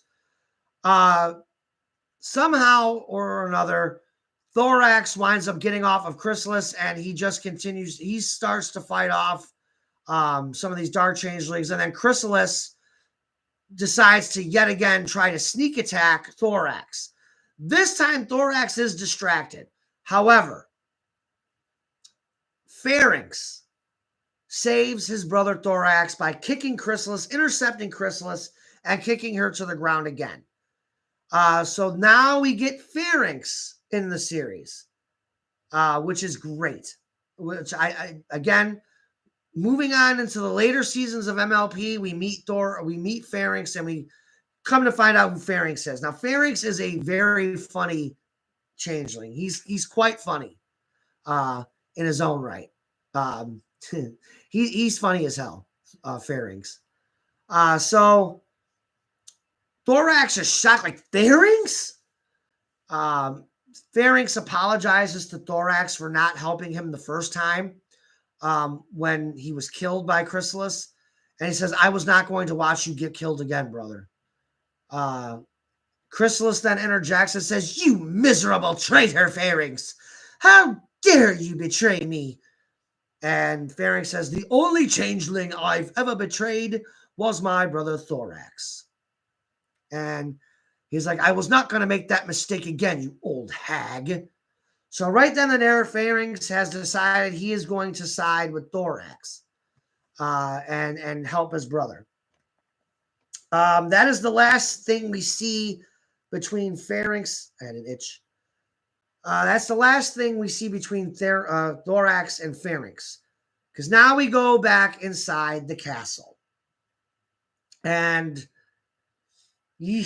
again, I'll reiterate, when I write these fight sequences, with the exception of the big moments, I don't have anything planned. It's just a matter of me coming up with content to get there. So again, my ideas are firing at this point. So we get into the fight. Philia actually kind of bodies Infinite off the bat. She kind of bodies him. She gets a couple of good shots in on him. And then we actually see Infinite say, you know what? You are right. You're not just some pushover. You do have some real powers. And then Infinite assures Philia that she hasn't even gotten the tip of the iceberg of what he can do with that Phantom Ruby. So, like in the Sonic Forces games, Infinite then hits the Phantom Ruby switch, and just like in the Sonic Forces game, the room flips upside down on Philia. So now Philia is disoriented. She has no clue what's going on. She doesn't know where Infinite is. She's all turned around. As Vector is quoted in saying in Sonic Forces, we had complete control of this battle, and then one switch of the Phantom Ruby, and poof, it all goes to hell, basically, is what Vector said in the video game. So that's what happened with this part. Infinite gets the upper hand on Philia by using the Phantom Ruby to turn the room upside down, disorienting Philia. She has no freaking clue where Infinite is. Infinite sneaks up behind Philia and literally punches her or axe handles her, knocks her through more of the glassy walls, knocks her through more glass walls, knocks her into other rooms. So Philia is now hurt very badly and can no longer really defend herself. Then we start to see Infinite taunt Philia. He kind of slow taunts her. She goes to get up again, and he literally punches her down again. And then we see him teleport, and then he teleports into the same room as Philia. And then as she's like on the ground laying down watching Infinite. Now a picture of Philia being lying on the ground, really can't defend herself now. All you see is Infinite's feet coming at you. You just watch Infinite slowly walking towards you, knowing you can't defend yourself. Kind of an intimidating, fearful moment for Philia, as you heard by her breathing. You could hear the fear in her breathing, which was great voice acting once again by Solaria.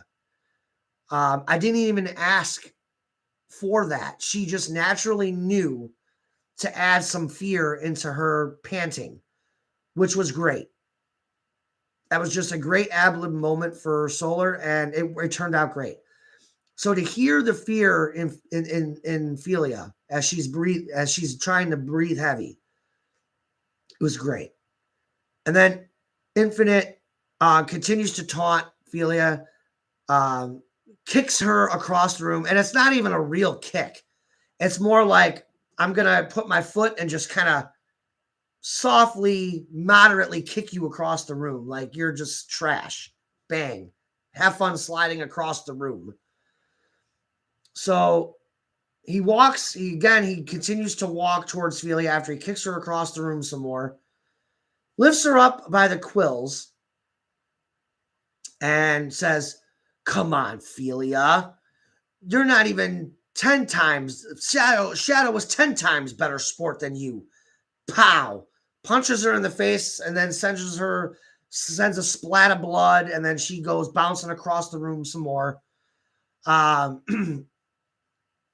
Infinite then lifts Felia up with telekinesis.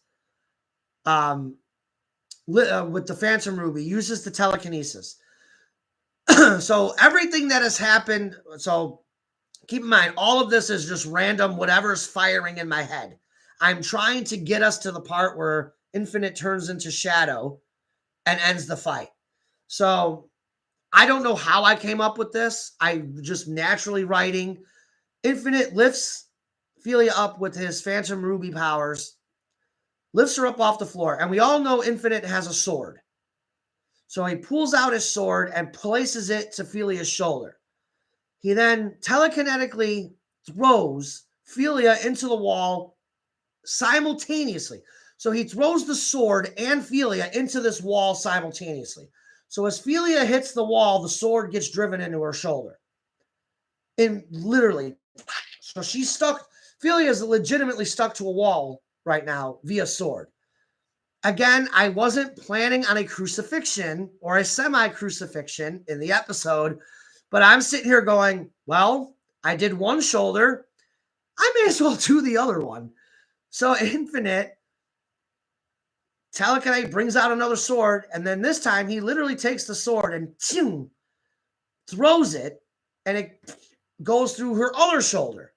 So now Felia is pinned to this wall with each shoulder with a sword in it, pinned to a wall. So it's literally like, what? So I as I'm finishing up this scene, I'm like, holy shit, did I just write a literal like semi-crucifixion? What the fuck was I thinking? Should I change it? And I was like, no. I'm like, no, this is too good. I'm like, it's good. I can't change it. So I want to again touch base at this moment because Solar again delivers two of the most blood-curdling screams I have ever heard, ever, in a series. The second one, actually right after the first one, where she's just in agony. After she screams the first time, you just hear her panting and just in agonizing pain. It was just ad-lib. It was all ad-lib. She had direction as to what to do. All I wanted was the scream. I didn't anticipate the pain, the just, oh my God, this is brutal, to come out of that. So it was the scream, and it was just hearing her writhe in pain, kind of agony, that was just fantastic. And then you had the background music accompanying it, behind it. It was just a perfect, one of those, oh my God, moments of a series. So now I have finally got to the part of the fight sequence that I wanted to get to. So now I'm thinking, perfect. This is perfect. He's got Felia pinned to a wall. She can't move. This is the perfect time now for him to turn into Shadow and start doing psychological damage. So as we see, he turns into Shadow using the Phantom Ruby. And he goes to Felia and he says, "Don't worry, I'll end your pain, sister. Your big brother will end your misery." And Felia then cusses him out in Spanish. She then cusses him out in English. Or before that, or she says, "You're nothing like him," and all that other stuff. As she's pinned to this wall, Infinite then delivers a gut punch. that had to be fucking painful as fuck. So he delivers this gut punch to Felia, and he tells Felia, I'm more like your brother than you realize, Felia. I'm just as cold-hearted of a killer and vindictive as he is. And then he starts going into this odd dialogue where he says, you're in this predicament because of what I did, Felia. I murdered Infinite's squad and killed his family with my own bare hands, sis. And then he said something about, and then he said, I made one crucial error. He allowed me to live. So then Infinite morphs back into his normal form and then knocks Felia out with one punch to the skull, knocking Felia unconscious and hanging to a wall. And that's what we get for that. Wow. I need a drink. So then we get into the last scene of the episode, of episode 102. We go back to Canterlot, and instantaneous, Sonic, Shadow, Twilight, Princess Celestia, Princess Luna, Discord, anyone who can sense Alicorn magic now senses that Felia's light force has dropped. And Shadow then goes off on a massive rampage. He warns Sonic, you better figure out how to use the elements of harmony, because I'm not going to be held responsible for what I do to these ponies. Shadow now wants this fight to be over. He fucking goes off and just starts obliterating these innocent ponies. He's killing them. He doesn't give a shit about saving these ponies anymore. Now he just wants to get to Felia. So he goes on this explosive rampage. Sonic has to explain to Knuckles what's going on. Sonic then calls out to Rainbow Dash, hey, we got to use the elements of harmony to try to end this before Shadow kills everybody. And Rainbow Dash is like, yeah, what has gotten into him? And then we hear Shadow on Rainbow Dash's communicator, kind of like in the background, Chaos Spear! And he blows up, obliterates about 100 ponies with that blast. And she's like, Sweet Celestia, what has gotten into him? And that's when Sonic tells Rainbow Dash Ophelia tried to fight Infinite and lost, basically. And he tells Rainbow Dash, you gotta get back in the castle. We have to use the elements. So they all kind of reconvene.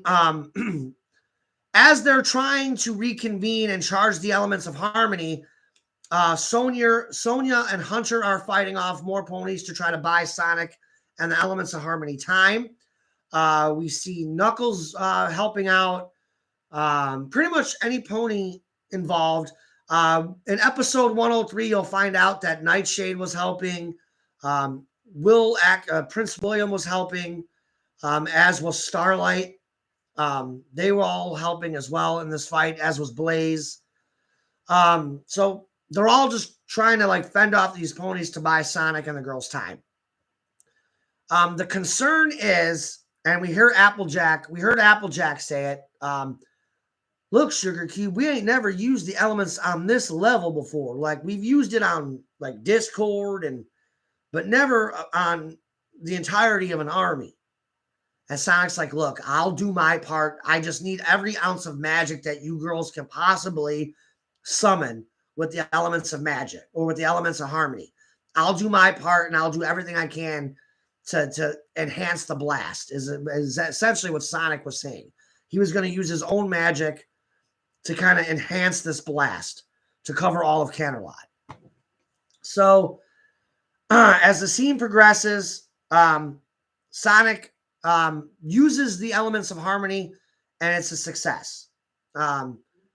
He turns all of Infinite's army into stone, and our heroes are somewhat victorious in this moment. They've stopped the fighting, and then Sonic gets on the communicator And the episode ends with Sonic ordering everybody to meet inside of the ballroom so they can come up with a plan there. So that scene ends there.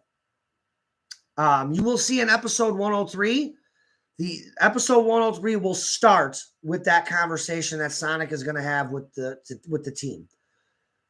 The episode ends with us going back to Twilight's castle. Infinite now senses that his army was turned to stone, or in this case, was defeated. So he orders a change, because now he knows. Infinite now knows that the heroes, having defeated his army, are going to make their way to Ponyville. So he tells a changeling to seal Ophelia up in a cocoon, that this girl might be more useful to us alive than dead. Seal her in a cocoon. And tell Chrysalis we are about to have company. And then the episode goes to black, and that is how we end. Episode 102 ends with that Infinite saying, we're about to have company. Overall, it was a very, very, very good episode. It is easily, I have watched this episode already probably 4 or 5 times. I love this episode. It's definitely, if it's not my favorite episode, it's definitely in the top 3. I love this episode. I love every part, from the voice acting to some of the comedy, to the fight sequences, to the story that's being told, as far as like Thorax and Ocellus getting involved. Again, I'm tying all of those, everything that I've ever done in this series, I always tie it back to what is happening now. So it's just overall just good storytelling, and to sit back and kind of just, it's like this is all tied, like the way this has all been tied together, how everything flows and fits. It's one of those episodes where it's just, this was so good. Like, I know a couple of people had said during the chat, like, this was the best episode of HC, period. I know Plush admired the violence. Like, dude, like that was on another level. Solar, mutual friend for Solar and I, Yashi, I know they admired, like, they were like, wow, like, I just got back into Harmony and Chaos, and this is the first thing I see. Whoa, like, unbelievable. The voice acting, again, Solar with the screaming, incredible. Lion God voicing Thorax, I could not ask for a better Thorax. Could not.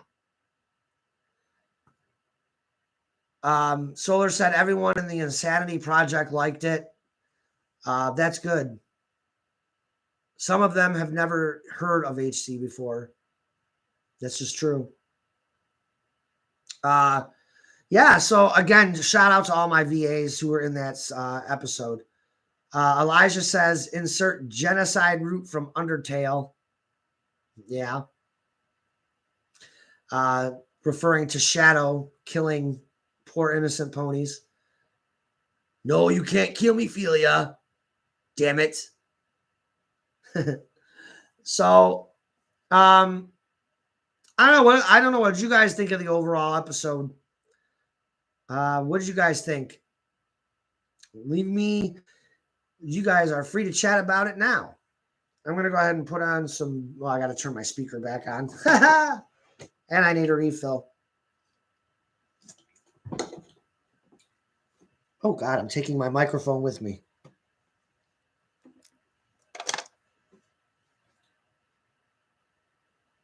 Power on. Bluetooth connected.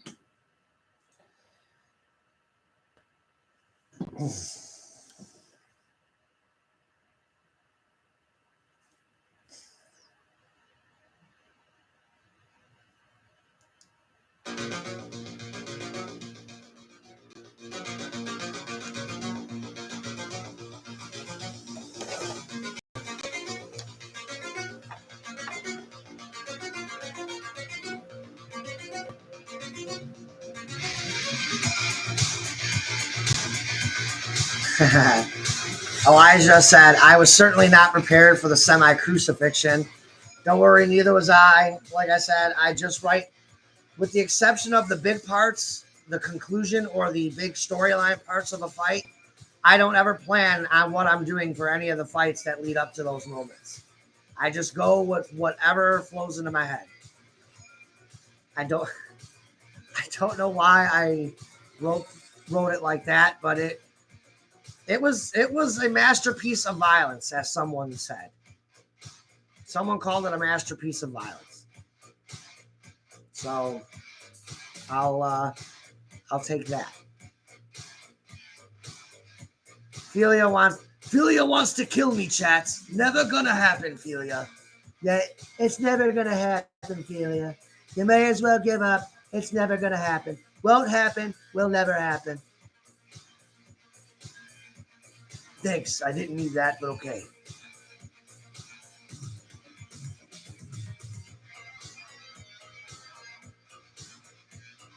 So, again, episode 103 is going to start with Sonic having his meeting with the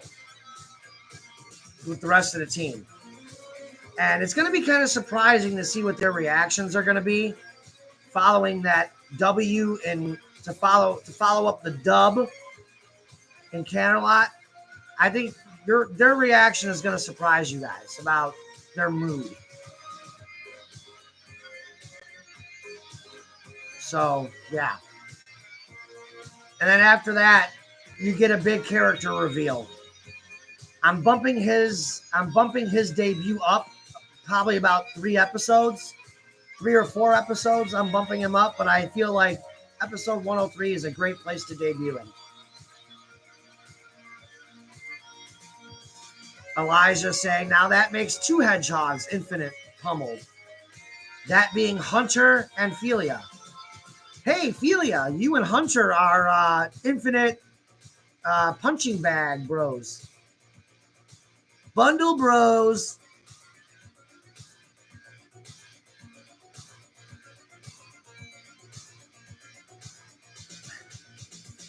Why do you want to fight me, Philia?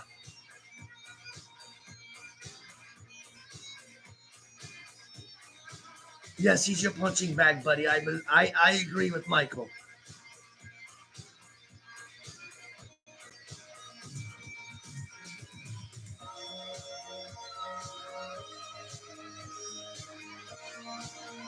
I've taken L's.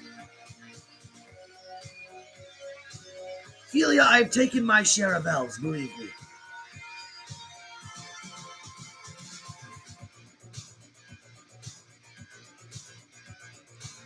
Elijah says, why do I get the feeling that this will be treated like a Pyrrhic victory?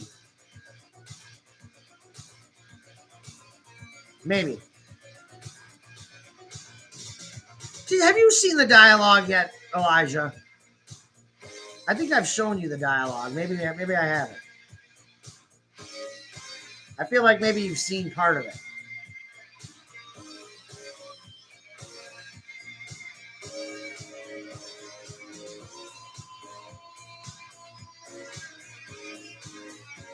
I'm just enjoying this. Cyber Samurai by Wolf and Raven. We got the epic guitar solo coming up right now.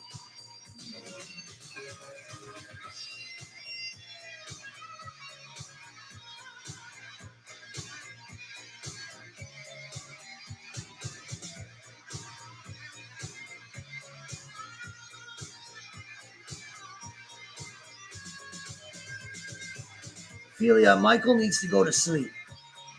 He's got work in the morning. Although I'm not feeling particularly well stomach-wise, so I was debating on calling off tomorrow. That and Friday was quite the bust. I had Friday off, and it was a complete waste. I couldn't keep power on in this place. So once I got my errands done, I came home to try to game and relax, and every time I did that, if you guys saw my tornado podcast, you guys know what I'm talking about, what happened Friday. I was live in the middle of a tornado. Facts. I was live streaming as we were getting a tornado. Yeah. Fun.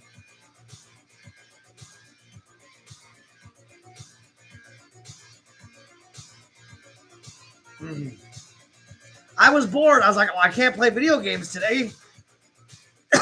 I may as well stream the tornado. That'll be fun.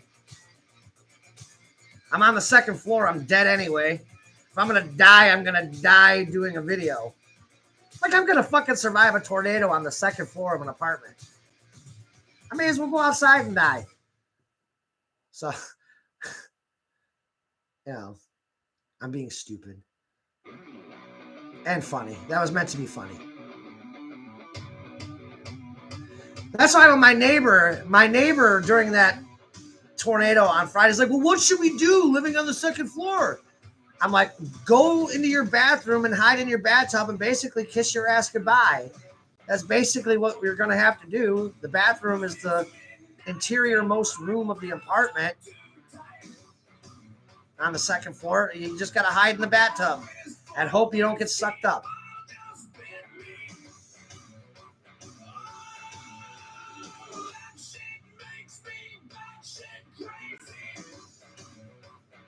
Yeah.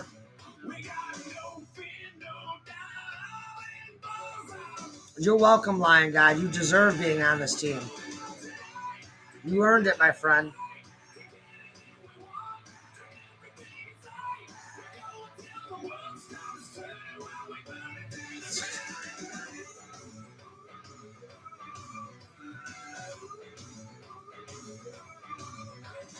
You're gonna have to reference that, Plush, because I don't know what you. I don't get it. I think I'm showing my age.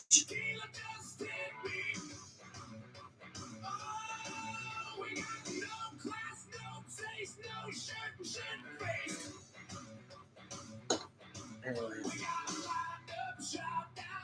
Bury the Light from DMC5. Oh. I'm old.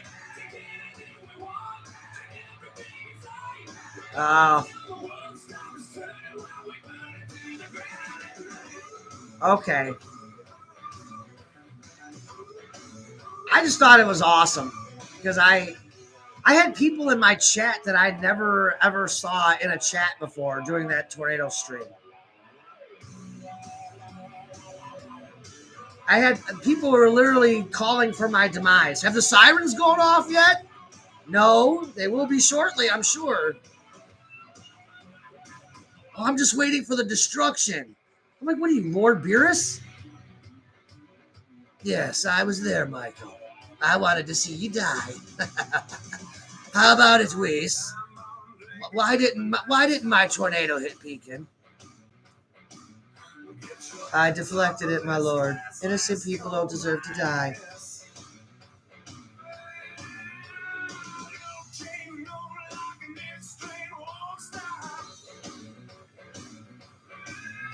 Dang it, Geezer, you're killing Sword. Am I killing her with laughter?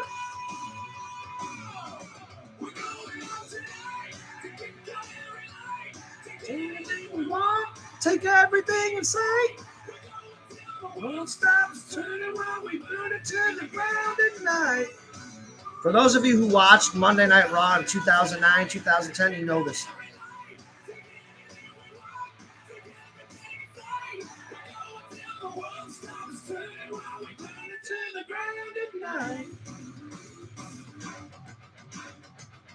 Elijah Dodoret says, I willed its path elsewhere, Lord Beerus. Bows. How dare you, mortal? How dare you deflect one of my tornadoes? That was meant to destroy Michael. Hey, it's me, Goku!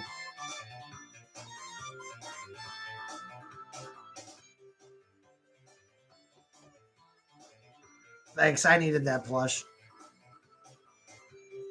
Ophelia said, you are sealing Shadow's fate, geezer. Good job. Oh, come on! Is that all you got, Frieza?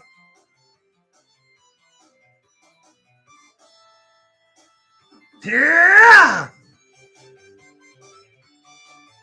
No, I blame Solar. Philia. Solar is the one writing her series, so I'm not going to be held responsible for how I sing and butcher songs. I'm going to butcher songs the way Infinite butchered me in that one episode. How about that? Okay, see, I made fun of myself. See, I called out one of my L's. Damn dog. Can't believe I lose to a damn mutt. The hell were you thinking, Philia?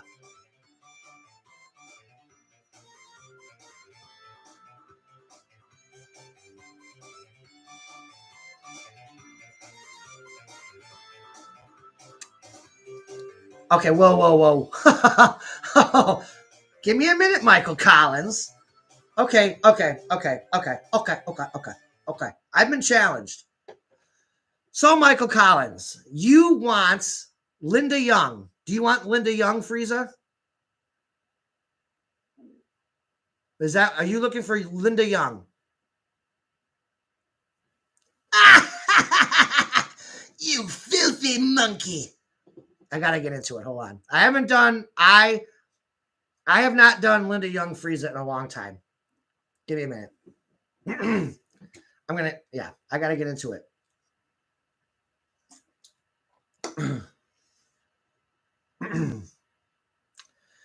Okay.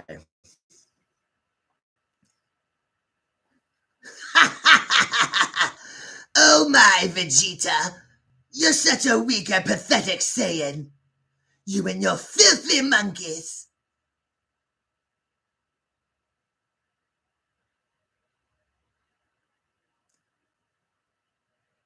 If you want me to quote something directly, go ahead, Michael. Give me a quote. I'm trying to remember some good ones. 5 minutes. That's how much I give Namek before it explodes.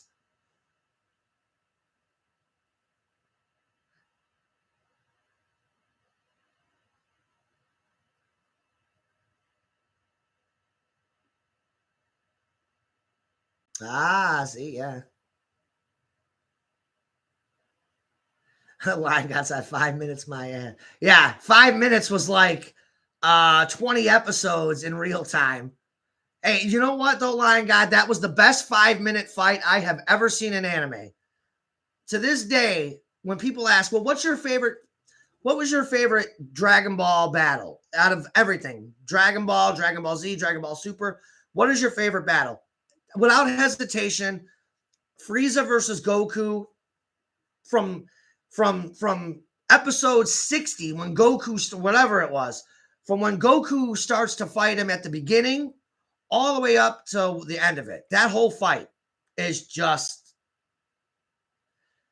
oh God, Goku saying, now I'm going to slap more sense into you. Slap. You just see Frieza. I want to know, like, what was probably more embarrassing for Frieza, getting bitch slapped by Goku or getting bodied by Broly in the Broly movie for an hour? Apparently, Frieza got bodied by Broly for an hour as Goku and Vegeta were trying to figure out fusion in the Broly movie. So I kind of want to know, what was more embarrassing for Frieza, getting bodied by Broly or getting bitch slapped by Goku? Like, psh, psh, psh, psh, psh.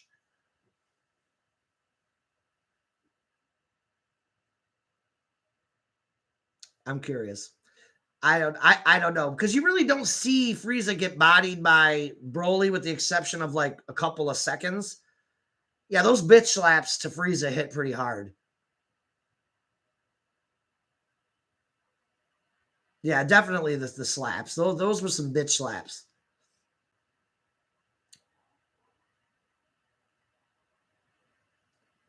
Stupid. You stupid monkey! How dare you slap the great Frieza!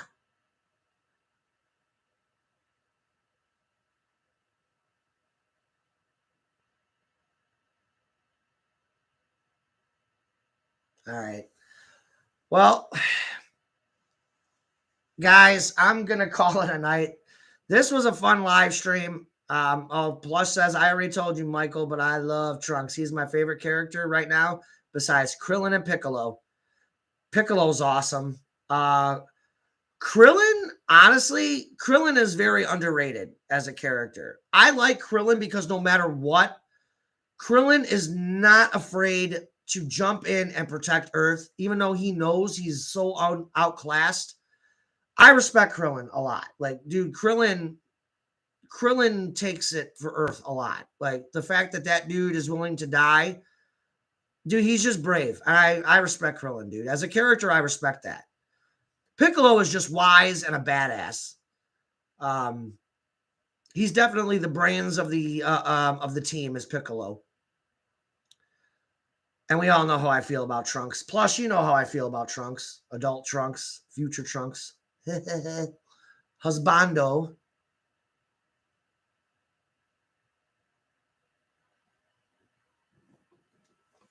Yeah. But in any case, feel here says gay ass. Michael Collins said, I mean, Krillin managed to punch above his weight versus Frieza's second form. Yeah. Like I said, you know what, though? Krillin fights his ass off.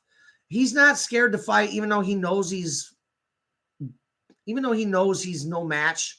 He has no problem fighting, which, you know, I respect Krillin as a character for that. What he lacks in power, Krillin makes up for with strategy, as Elijah said, and being a simp. Thanks to his simping on Android 18, we got Perfect Cell. So, yeah. But all right, guys, I'm going to go ahead and end this stream. I've barely started episode 103, but what I've gotten done is very, very good. I'm pretty sure we're going to get a reboot next. Reboot episode 11 will probably be the next bit of content you guys get.